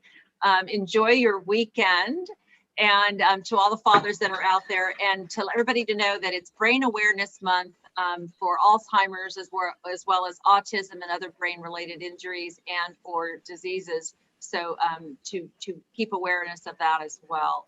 And on that note, and Newell, did you have another? Just a big thank you to Marie Sunseri, our city clerk, for organizing all these hours of interviews, helping run, set up all the Zooms, setting up the schedules for everybody. It was really well done. Thank you for the binders.